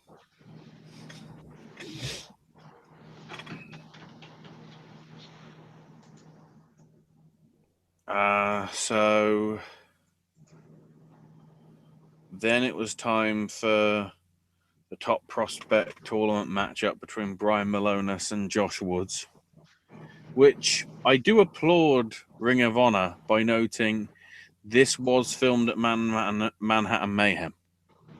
So what you're seeing here was part of the previous set of tapings. It wasn't actually part of the stuff in Vegas, which was, smart. Josh Woods winning via submission with a knee bar. Not too bad. And the great thing is as well, good old Brutal Bob on commentary doing intricate details basically on the guys and just giving us little bits about the experience of both guys and their styles and everything that, Brutal Bob is an asset. He's like Colt Cabana. Except, less friends with CM Punk.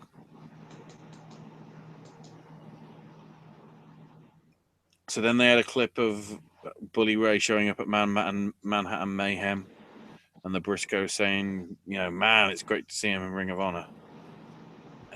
Basically done to sort of catch fans up, but also to say, you missed out. Catch this on VOD on Ring of Honor Wrestling and whatever. So then they recapped Kazarian winning the 6th man at the pay-per-view, becoming the contender for the TV title, sorry. And then they recapped the bit when he was never part of the Bullet Club. With the Daniels thing, I guess, again, catching people up in case they didn't see the pay-per-view. So now it's time for Marty Scurll defending the TV title against Kenny King. Obviously, there's no code of honor because it's 2 heels. But, yeah, King did a damn good job. Scurll won with a chicken wing. But it's proven that, although he was awesome with Rhett Titus as a tag team, he really should be staying in singles competition. So I think that's more his deal now, probably. So yeah, it's the important thing is for the 3rd straight week in a region when most of the time, because you're got pay-per-views and iPay-per-views and all that stuff, you'd have compilation shows. What they're actually doing is considering that some people might not be able to watch the pay-per-views, summing them up briefly over the few shows and whatever, and actually providing storyline continuance in the TV product. Rather pleasing. Pleasantly pleasing, if you will. In terms of this weekend, all we basically know is they're doing TV tapings in Baltimore. Yep. As part of Charm City Excellence. Starting at 2 p.m. in the afternoon, so it's an earlier time. It's Saturday afternoon. I'm not sure why. Don't know if there's any major sporting shit going on other than UFC. The only match confirmed is that Kazarian will be taking on Marty Scurll for that TV title. Nice. All scheduled to be on the show in some shape or form. Daniels, the Briscoes, the Young Bucks, Adam Cole, Dalton and the Boys, Cody, Jay Lethal, Hangman Page, Bobby Fish, Jay White, Silas Young, Punishment Martinez, Beer City Bruiser, Leo Rush, The Kingdom, the Motor City Machine Guns, Cheeseburger, Will Ferreira, Shane Taylor, Rhett Titus, and Caprice Coleman. They'll also be doing a special meet and greet autograph session in the morning, featuring Kelly Klein, Cody, Adam Cole, Bully Ray, Marty Scurll, and the Young Bucks. I think for the singles wrestlers, it's $20 for a personal item or an 8x10 signed along with a photo, and then for the Bucks, it's $30.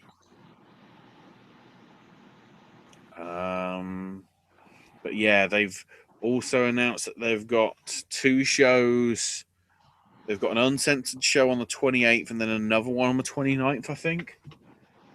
Correct. Before we go into the War of the Worlds New Japan stuff on the 7th, 10th, 12th, and 14th of May.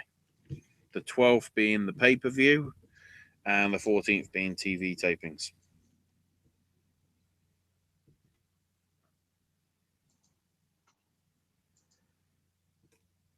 All right, so that's Ring of Honor. And speaking of Ring of Honor and talking about New Japan, that's a nice little segue because New Japan Pro Wrestling, what's going on right now?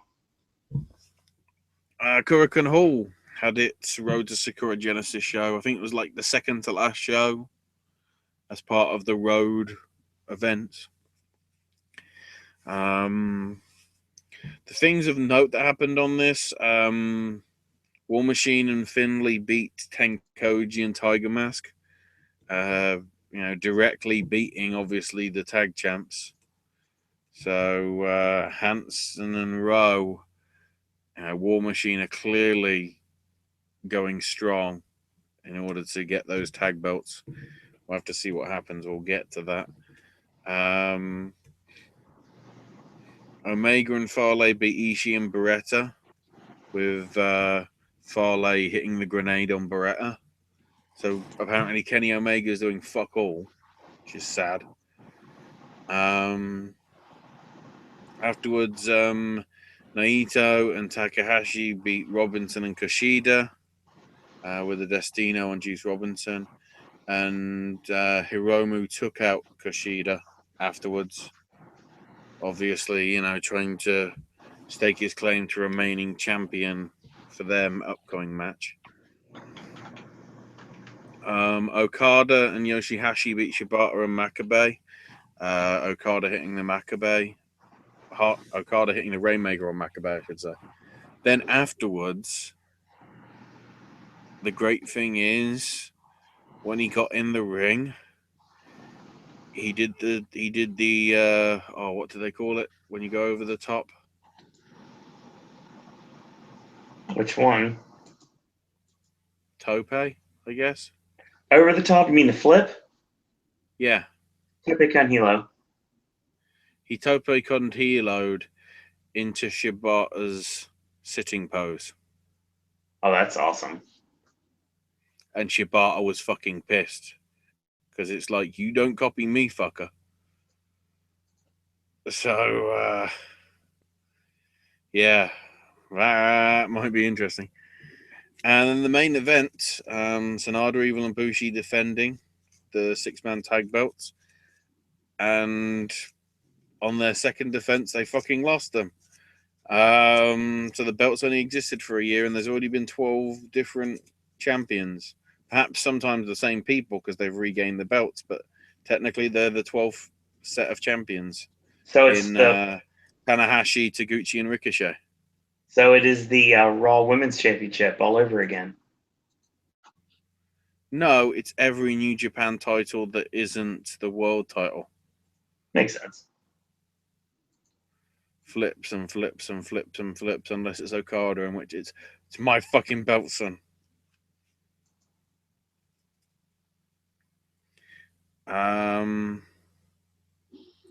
Taguchi Japan, as they labeled their team, celebrated the win, but then Taguchi said, "I'm now aiming for the world." So whether that means Ring of Honor world title, or whether that means Taguchi actually wants to go for the IWGP stuff, probably. Perhaps Intercontinental, who knows? But certainly by using the phrase "world," we'll see.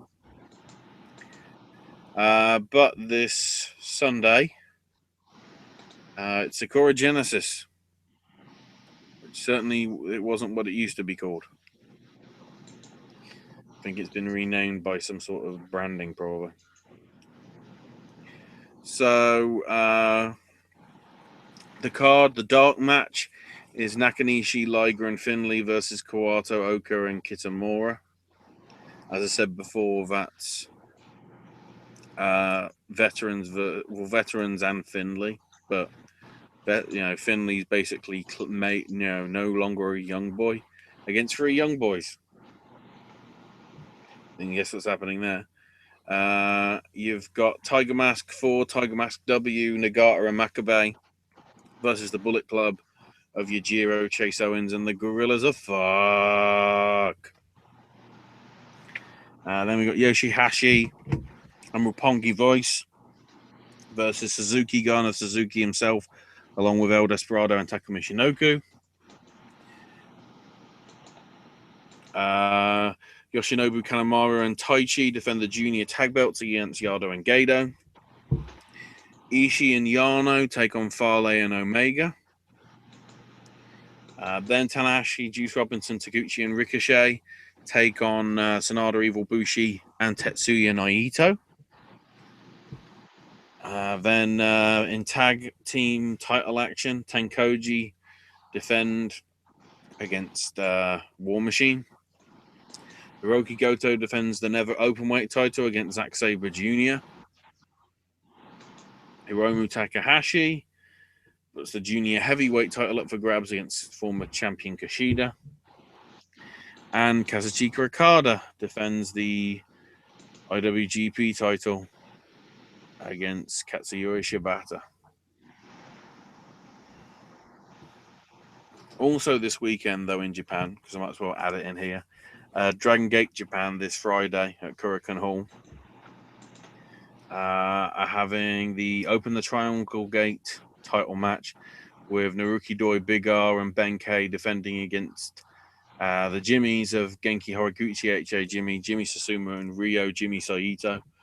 They've also announced that the Twin Gate titles will be up for grabs on the 23rd of the month, so in a few weeks, with Chima and Dragon Kid defending against Jimmy Kanda and Jimmy Ness, JKS. And May the 5th, oh my god, you thought the reverse battle royal was fucking bad, Owen. It's time for the Open the Dreamgate Championship Steel Cage 5-way put something on the line match with Yamato, Shingo Takagi, Naruki Doi, BB Hulk, and Cybercon. So basically the rules is there will be flags at the top of the cage in each corner with a Dreamgate title belt placed on a center pole. The 4 challengers, Takagi, Kong, Hulk, and Doi, have to retrieve a flag, but once they've done so, they'll be eligible to challenge for the belt. The 4 challengers can be eliminated via pin or submission at any time. This also can occur before they're able to retrieve a challenger flag, and any eliminated competitor must leave the cage.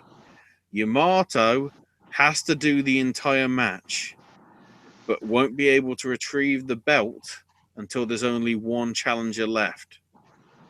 And the key thing to note is he cannot be eliminated via pinfall or submission at any point during the match. So the match will progress until Yamato and the 1 person is left, and then it can be won by getting the Dreamgate title belt. That's not at the center. It's not at the center of the cage, but it's the center of one of the walls, sort of thing. Okay. On a pole. And whoever loses, so whoever doesn't get the belt, will either be forced to be shaved bald or lose their mask, which I think is only eligible with probably CyberCon. Because I think Doi, Takagi, and Hulk are all unmasked, and Yamato, so mostly it's a hair match, sort of. But yeah, it's definitive that somebody's going bald. But there is a possibility of also being in that a new champion being crowned. So it's basically Yamato's putting his title and his hair on the line. That's not till May the 5th, but considering they actually put the rules up this week, I thought I might go for it just so I can try and work it out in a month. Jesus Christ. Fair As point. I say, the reverse battle royal now seems simple compared to all of that. Christ. So we didn't talk about it on the actual update earlier, but we can mention it now. Taylor Hendricks, no longer with Ring of Honor. Oh, no.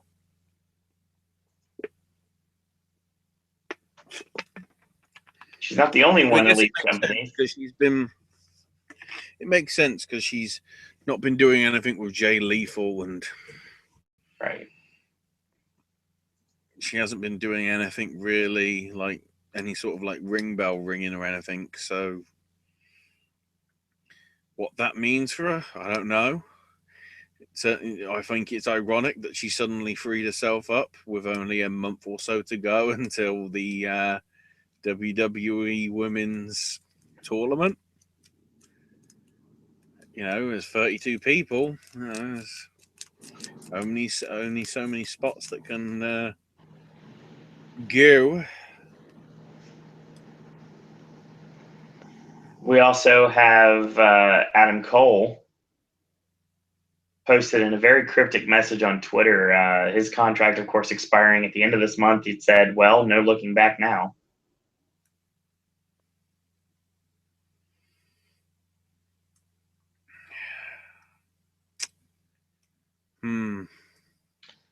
Matt Hardy is no longer broken, according to his Twitter. Yeah, he's finally stopped doing the whole premonition stuff. But there is #delete in his profile still. Oh, it will be.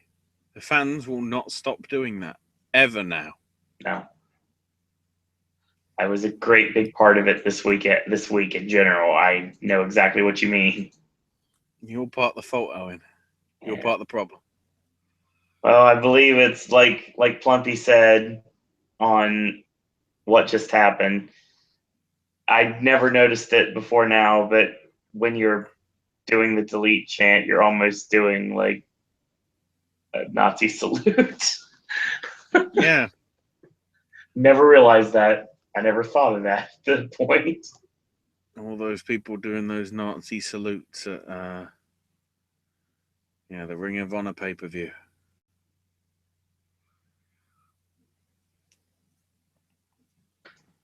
So that also leads us to we've talked about someone leaving Impact, someone leaving ROH, and now we have someone leaving the WWE. Simon Gotch has been released officially.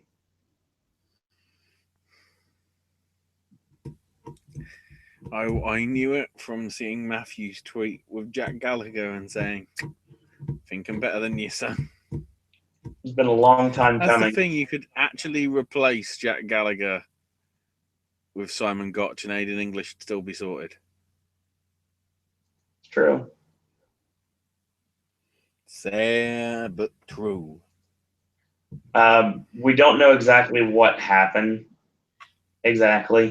but we know that he's going to be revealing more information in the very near future.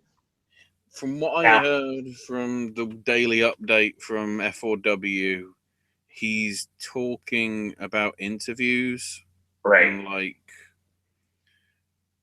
possibly, he's interested in doing shows. So obviously he's putting it out there, but mainly it's sort of seminars and interviews and sort of things that he's working on in the immediate future.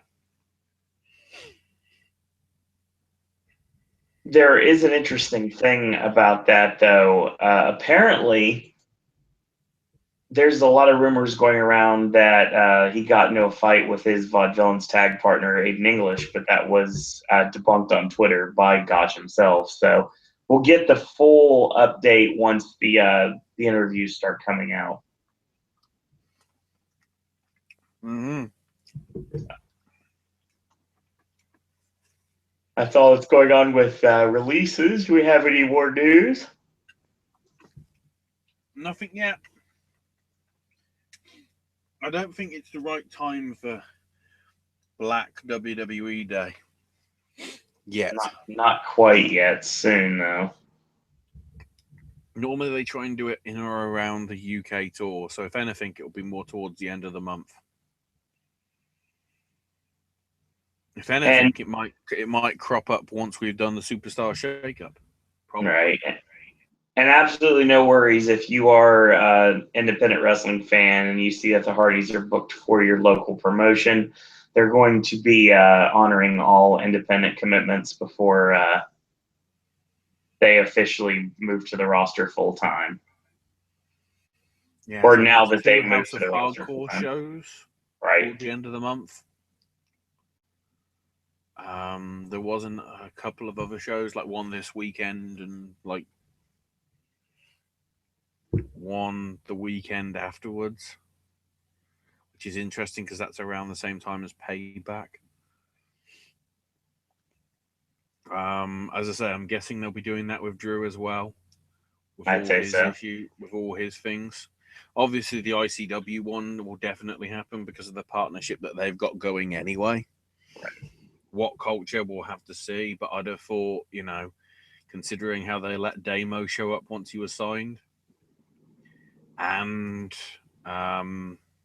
Connors,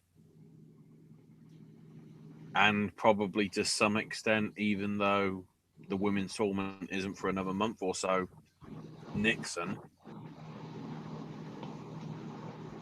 I think it's only fair, which is good. Indeed, and I think if that's going to be the case, that might be our show tonight. Oh no. We've got a few other results, but the first thing is we've got Shikara to cover because the final 3 episodes of the secret season came out on Friday. So we started off with, out of the 3, we had White Rabbit as episode 7. Starting with Ophidian, Fire Ant, and Obarian talking about the new group that they've got. That they need to seek out the ones, understand the true meaning of vengeance, if they're going to call themselves the Furies. Of course, Icarus is listening in, but of course, the name with the Furies, makes sense now to some extent. Race Jackson beat Ophidian. Obarian beat Frightmare. Hallowicked tried to interfere, but Icarus scared him off. Then Officers Barksdale and Maloney are at police training, which Barksdale was not excited by, but Officer Maloney's like, yeah. Then Cromwells and Defarge got their first point for the against Cyberhawk 2000. So this is the start of where they are now up to, certainly. Then Travis Huckabee says, I made mistakes as a ref, but I'm not running from bullies anymore. I'll run from things like spiders, crazy exes, and my Aunt Carol. So that, but not, I'll run away from loads of things, but not bullies. And then Solo says, yeah, spiders are totally scary.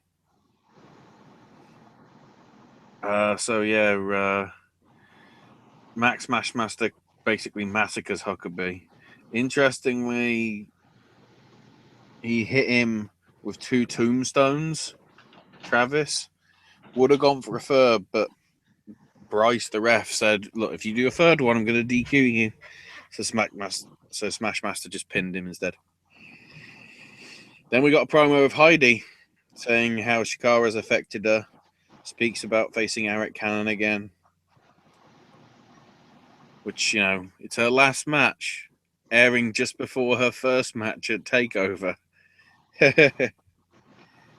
Which Heidi won, interestingly. So, yeah, she went out not on her back. Then the closers, Sloan Caprice and, the guys that were the backup for Swoggle, accused Mustache Mountain of cowardice. And they're tired of waiting and they're going to break the competition. This is when you get the first win that must forcibly being vacated, which is a shame. But Hallowicked, retains the Grand Championship next against Wani. Then at the end of the show, Teams C-Stars asked Heidi to be their mentor, and she's like, "Look, I'm flattered. You got loads of potential, but I'm heading out." Wish them luck and went off into the sunset. So then we got Whatever Happened, which is show 8. Lucas Calhoun outside in a wintry street talks about Eskimos and snow, and then accuses Jeremy Leary of being an imposter and accepts the hair versus hair challenge. Then Dasha Hatfield gets congratulated by Mark Angelisetti on winning the golden opportunity, and Dasha says, "I think I'm going to be using it to give you and me a chance at those tag belts again." So then we have Murloc beat Nighthawk. Officer Maloney has Officer Barksdale with him and introduces Officer Magnum to him. The Force with Magnum beat Hip Toss Hank and Benny the Beal. Interesting. Then Princess Kimberly's being blackmailed to face another friend because she's having to face Fire Ant, but eventually wins with the coronation. Then Cromwells and Defarge are not happy about Mustache Mountain not showing up. Also not happy about Dasher putting his grand opportunity towards a title shot. And, he ain't going to be cutting in line because they're going to keep cutting. They'll keep collecting points, but they'd rather just have their shot. So they get their second point, beating Travis Huckabee and Solo Darling. Then Whispers blackmailing Kimberly further. Then we have the hair versus hair match with Calhoun and Leary. Calhoun winning with a Super Samoan drop. But then the ending got weird. So after losing, Leary tried to weasel out of it, but the ref wouldn't let him, and Leary finally told him to go ahead and do it. And Leary said, "You know what, big brother, go ahead and do it." And Calhoun says, "I've had enough of the nonsense." And Leary says, "It's not nonsense. It's perfect sense. Can I rekindle your memory, big brother? Do you remember Calyx? Do you remember Freitar? What about Professor Nicodemus? Do you remember them?" And Calhoun's like, "That's what this was all about? You want to beat me? You want to steal my identity? Have it." And then Calhoun started shaving his own head. And Leary's laughing. And Calhoun said, "Look, if you want to be Lucas Calhoun, you can have it and all that comes with it." So interesting.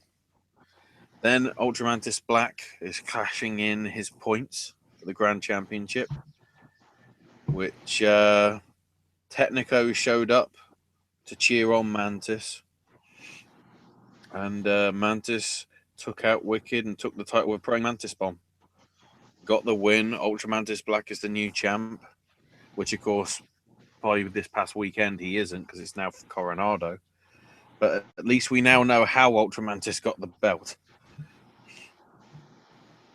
Then Ophidian gives advice to Silverhawk before Darling and Huckabee show up. And Solo had to be corrected because she thought the group was called the Furries, not the Furies. But they both sign on. So then Kimberly's at the barbershop, who's glad that he's gone and that she can put that skeleton back in the closet. Then it's the Force versus the Hermit Crab and Cajun Crawdad, with the Force getting a win. Then Coronado's not happy having to start at the bottom of the rankings again. So this is the start of his build. He beats Missile Assault Man. Then Ophidian's with Fire Ant, Oberian, Icarus, and Travis and Solo to officially form the Furies, apparently. Even though the Furies was just those three for that first time, which is weird. The Furies beat the Legion of Rot of Kobold, Frightmare, and Hallowicked. Then Ophidian addresses Princess Kimberly and her behavior, saying he'll have to do what he must. Kimberly had 3 points going into this, but Ophidian pinned her with a bridging backside, so Kimberly has lost all her points. And then it's the three-way tag, Cromwells and Defarge versus the Throwbacks versus the Closers, to crown the new tag champs, the new Campeonato de Parejas. So yeah, Mustache Mountain didn't even defend the title. Thanks, WWE. The first 4 went to the Throwbacks. Cromwells and Defarge took the second. The Closers got the third, so next 4 wins. And what happened is the Closers thought they'd won the match because they heard the bell rung, but Cromwells did it, you see. Then taking advantage, taking out Caprice and blocking him. So Defarge hit pin touchdown to get their second fall, and that's why Cromwells and Defarge are champs. The Furies then get Team Sea Stars on board. Then we've got Race Jackson taking on Ultramantis Black for the Grand Championship with his 3 points, but Mantis basically murdered him with 3 praying mantis bombs really quickly. So Kimberly's leaving the building. Whisper shows up, trying to blackmail her again, and she simply had enough and quits. And Whisper seems not concerned because he's playing with a yo-yo with a clock and everything. So yeah, Kimberly's gone for good with the mystery of who the hell was blackmailing her. We will never know. That's how Shikara try and get round the clusterfuck of WWE. Ripping, rendering, tearing their company apart by signing like half a dozen people. Good job.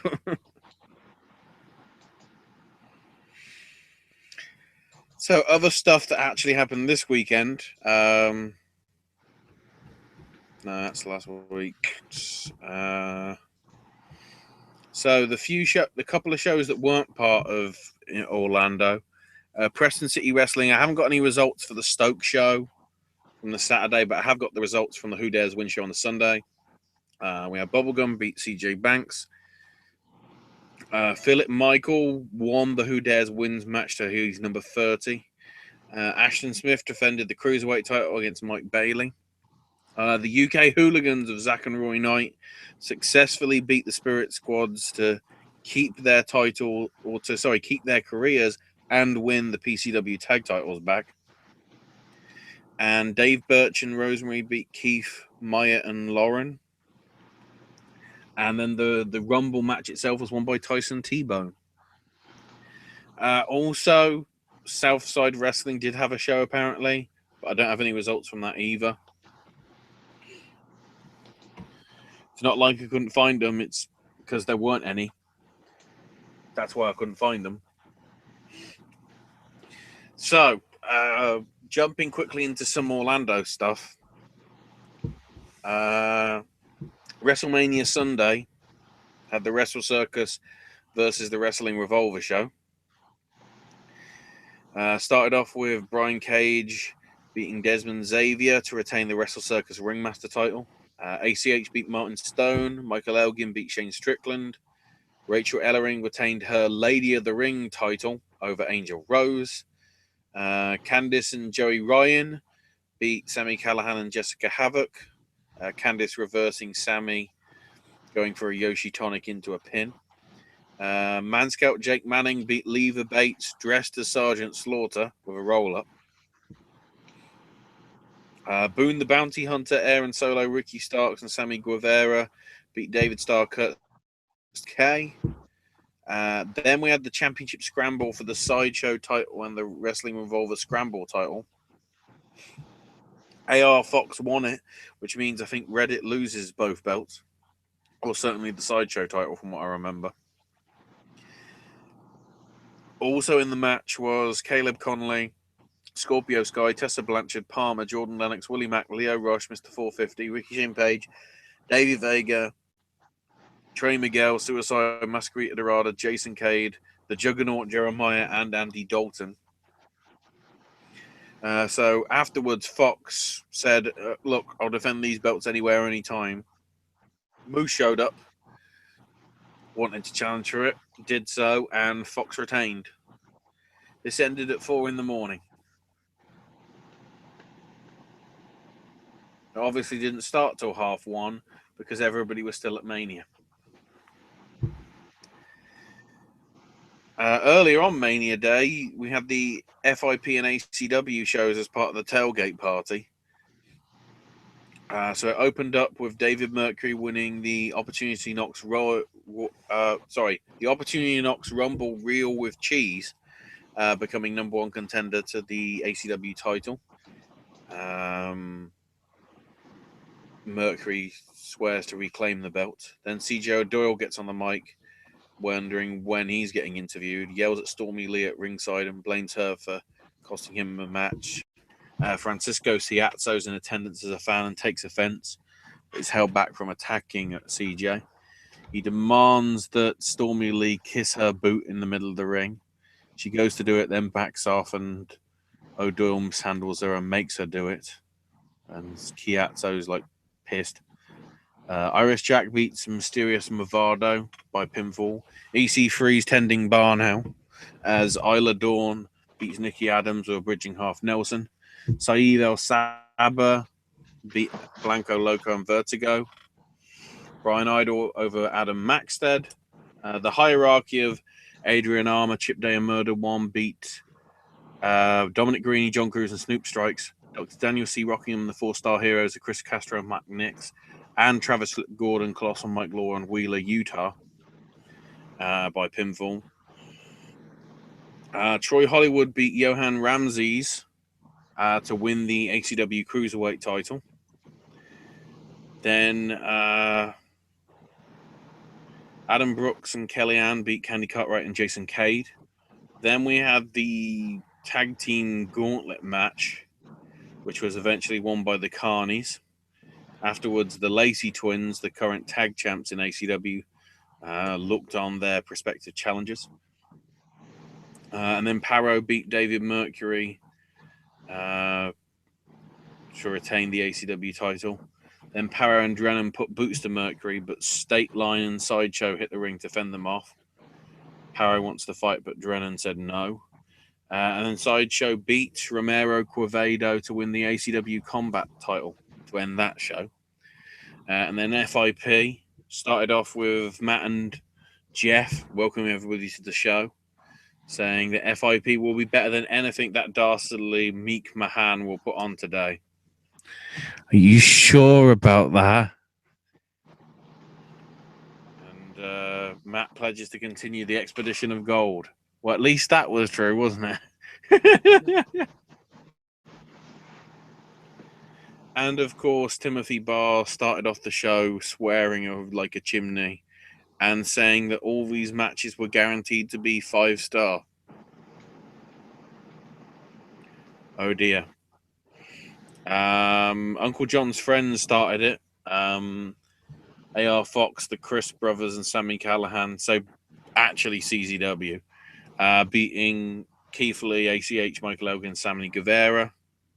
Fred Yehi beat Desmond Xavier to retain the FIP World Heavyweight title. John Davis beat Martin Stone to win the Heritage title. So not bad for John Davis, at least in the end of the weekend.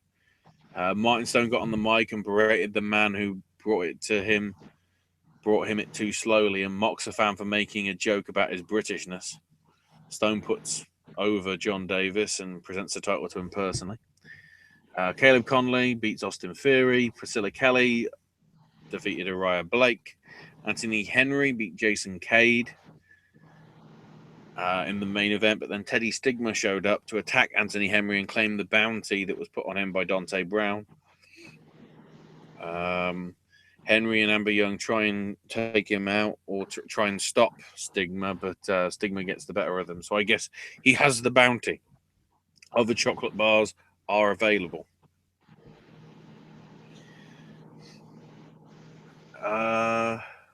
Just seeing if there's anything new from Dave coming in yet.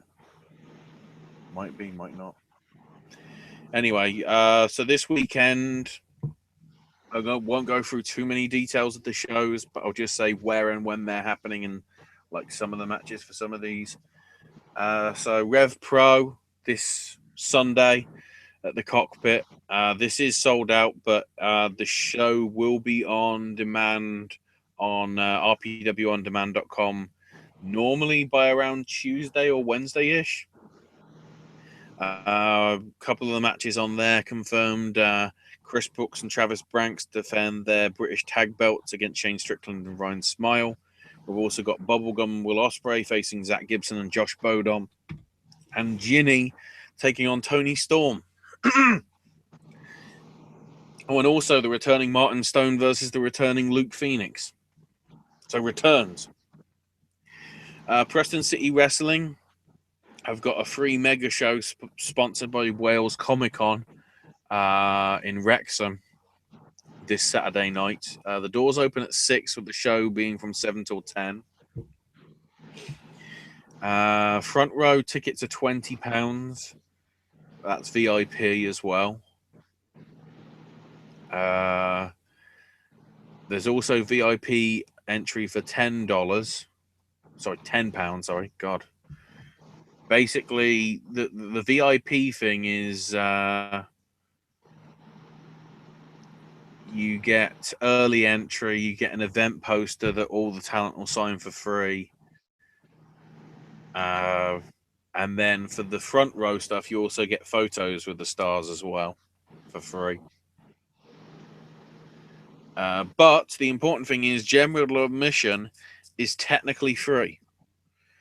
Basically, you've got to pay a booking transaction fee of $1.99 per ticket. But because of the sponsorship from Wales Comic Con, the standard fee for like a normal admission cost is covered. So it's only basically $1.99 a ticket, practically. So £2 for some interesting wrestling, probably. I'm not sure who's on it because they said we're going to announce some shows. We're going to announce some matches later today. Well, that was about 16 hours ago. And from what I saw, as of about 2 hours ago, they hadn't announced anything. So there'll be stuff on PCW's Facebook page, which I think is now, I think it's PCW UK Live Wrestling. They've changed it from Preston City Wrestling, which is sort of confusing because now that the page says PCW, okay, it specifies UK, because it says PCW rather than Preston City Wrestling, now you're getting it confused with all the other PCW promotions that there are. Amazingly, there's quite a lot. especially obviously the one that's come up in the last few months in Pacific Championship Wrestling. So, CWF Mid-Atlantic has its Battle Bowl this Saturday at the Mid-Atlantic Sportatorium. The main event, of course, being the Battle Bowl itself. One sole survivor then will go on to represent CWF Mid-Atlantic in the Scenic City Invitational Tournament coming in August. Featuring the confusing thing is there's some which are going to be matches where the opponent is going to be determined by fans drawing the names. In fact, I think it is for all of them. So that's a bit confusing. Freelance Wrestling this Friday. Have an Indiana Jones inspired show, I guess, because the title of the show is Snakes. Why'd it have to be snakes? Hopefully the M-Words do defend the tag titles on this one against Superiority Complex. But also GPA puts the freelance title on the line against Anthony Henry. Also, the rivalry builds to a head between Matt Cage and Shug D. And also Isaias Velasquez versus Ethan Page, amongst other matches on that card. Joey Janela's in the opening six-way scramble. That seems wrong. And also Space Monkeys teaming up with Robert Anthony. So that's something I didn't think I'd see. Jesus Christ. Lucha TO, Lucha Toronto, Lucha in the Six, teaming up with Death Proof Wrestling to have Lucha Proof at the Rock Pile in Etobicoke, Toronto, or Tobicoke. I think it's pronounced. I'm not sure it's pronounced exactly. It's this Sunday. General admission at $20 for 7 p.m. And there's VIP admission for $10 more for $30 at 5:30.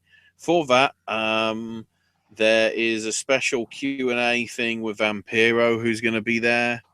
The VIPs also get Josh Alexander versus Jesse Amato. And hardcore shit because it's the Death Proof section. The White Trash Circus take on Warhead and Vander. Vander apparently is a referee, and Warhead has said Vander will get a contract and can retire as a ref, but only when he wins a match. So he's a referee, but at the same time, he's probably going to try and murder himself before the show's even started. Bit awkward. There's also apparently a dating game featuring one of the stars from Death Proof, Lizzie. Hip star Zach Atticus has a talk show, podcast thing with Viking, the Quebec wrestler. Also, John Green puts the Drunk Weight title up against Space Monkey. Again, I'm confused. And Jashawn Pratt, the former Amasis in Shikara and all that, puts the Premier title on the line against Sami Callihan. Smash Wrestling is in Toronto this time, but this time at the Phoenix Concert Theatre for the New Girl in Town show this Sunday, starting at around 5 Eastern. I'll go through the full card in this one because there's only 7 matches. We've got Scotty O'Shea versus John Greed, Sebastian Suave taking on Rosemary, the Super Smash Brothers, the Well-Oiled Machines, and the Wolves in triple threat tag action.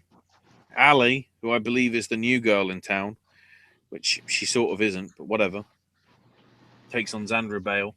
Kevin Bennett faces Andy Williams from Every Time I Die. Christ, he's getting around. We got the 4-way with Elgin, Tarek, Brent Banks, and Jeff Cobb. And Tyson Dukes puts the Smash Wrestling title on the line against Jimmy Havoc in a no DQ match. Oh, somebody's going to die. AAW has its 13th anniversary show, Epic 13, featuring the matches that we know about so far. Trevor Lee versus Chuck Taylor, ACH taking on Shane Strickland, John Morrison versus Ray Phoenix, I4K defending the tag belts against the White Boys from Heaven of Angelico and Jack Evans, and Penta versus AR Fox for the Heritage title. Sami Callihan will be facing somebody. Not sure who, unless it's been announced since we come on air. May have done. AIW, the House of the Rising Sun, coming from Mentor on the Lake, Ohio, so not their usual home in at the Our Lady of Mount Carmel. On the card, Kobe Durst defends the Alpha Male title from Alpha 1 against Shane Saber. And Alex Daniels puts the AIW Intense title on the line against Space Monkey. Also, Jimmy Rave will be... Okay, it doesn't look like he's wrestling, but he will be doing a meet and greet appearance. Should be interesting. As well as the AIW in-ring return of Matt Justice on that show. CCW will be having its next, I guess, pay-per-view decisions this Saturday at the Fly Skate Zone in Voorhees. Maxwell Jacob Feinstein will address the Combat Zone over something, I don't know what. We've also got Alexander James versus Greg Excellent, Tony Deppen versus Ricky Shane Page. Your two hardcore matches, we've got a Cataclysm of Barbed Wire with Jeff Cannonball versus Father Matt Tremont, and a Pit of Thumbtacks with Danny Havoc and Drew Blood. The United TV title on the line with Scorpio Sky defending against David Starr. Nate Webb one-on-one with Joey Janela. There's a four-way TLC match for the tag titles with Scarlett and Graves defending against the Hit Squad, EYFBO, and the Dub Boys. And a very interesting world title match. Joe Gacy defends against Leo Rush. Could they pull the trigger? I don't know.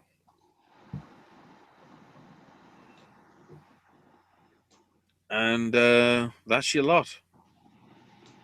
So that would be what we have for the night then.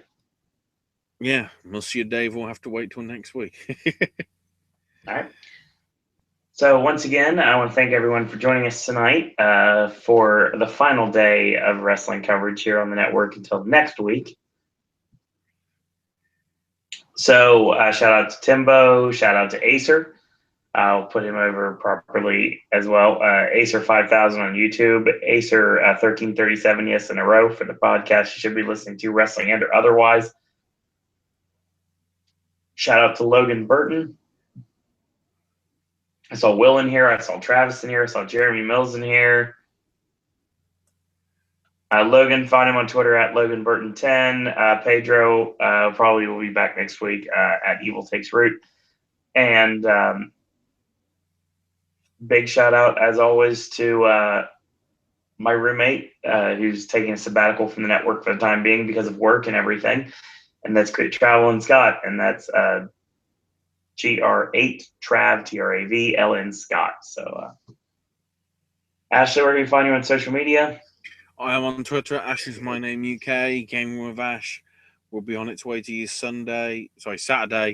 Christ. Yes. Talking about the BAFTAs, which I need to clarify something. Game sent me an email saying watch the BAFTAs from 4:30 UK time, despite the fact everything says the ceremony starting at 7. After the fucking 2.5 hour pre-show that I got with WWE, I'm not fucking doing that for bloody Game Awards, especially when at the same time as the Game Awards, I'm watching a live stream of a theatre production. Fair point. So I'll be catching up with the results and reacting to them. Worth noting, because it's the only time I get to mention it here, John Romero's wife, I think Betsy, creator of quite a few games, she's getting the Fellowship Award. Nice. Basically the Lifetime Achievement one. So that's a nice little touch. Network coverage for this week. If you haven't yet, check out our podcast on the Hall of Fame and NXT TakeOver Orlando, as well as Wrestlemania and the Raw after Wrestlemania, and last night's SmackDown and 205 Live. Wrestling coverage will return to this network on Monday night at our regular scheduled time of 11:15 p.m. give or take a few minutes, given when Raw actually ends. Back here for the Wednesday Wrestling Podcast. Everything you just heard of, plus SmackDown 205 Live, may end up moving to a Tuesday show. We'll see how that works out. The week has to do, as always, with the other segments on this network. Tomorrow, Sip and Snack returns, and we're going to be back on Friday with a brand new edition of Versus. Saturday, Gaming with Ash returns, and Sunday, AJ's movie reviews. There's a lot of things that could possibly be coming out very soon. AJ, I believe, is feeding chips now, and that review should be coming soon. Horror Nights fans, get ready because it's coming very soon. And who knows, maybe by the time I actually get to it, we may have a second announcement. Who knows what'll happen? Fargo. No. So that series looks good. Indeed. So that being said, you can follow along with the network here on Twitter at Popcast Network. Check out our Facebook fan page at Popcast Network. We have Zazzle merch available at Popcast Network, and of course our Patreon at Popcast Network. Links in the description bar to everyone's channels and Twitter handles. And as always, like I said, if you want to tweet me, it's at Sro and Disney. And in closing, in a world where there are a billion wrestling podcasts, we're very pleased that once more this morning you have chosen a podcast. I want to thank everyone for watching. Thanks everyone for listening. And until tomorrow, boys and girls, that's all we got to say about that.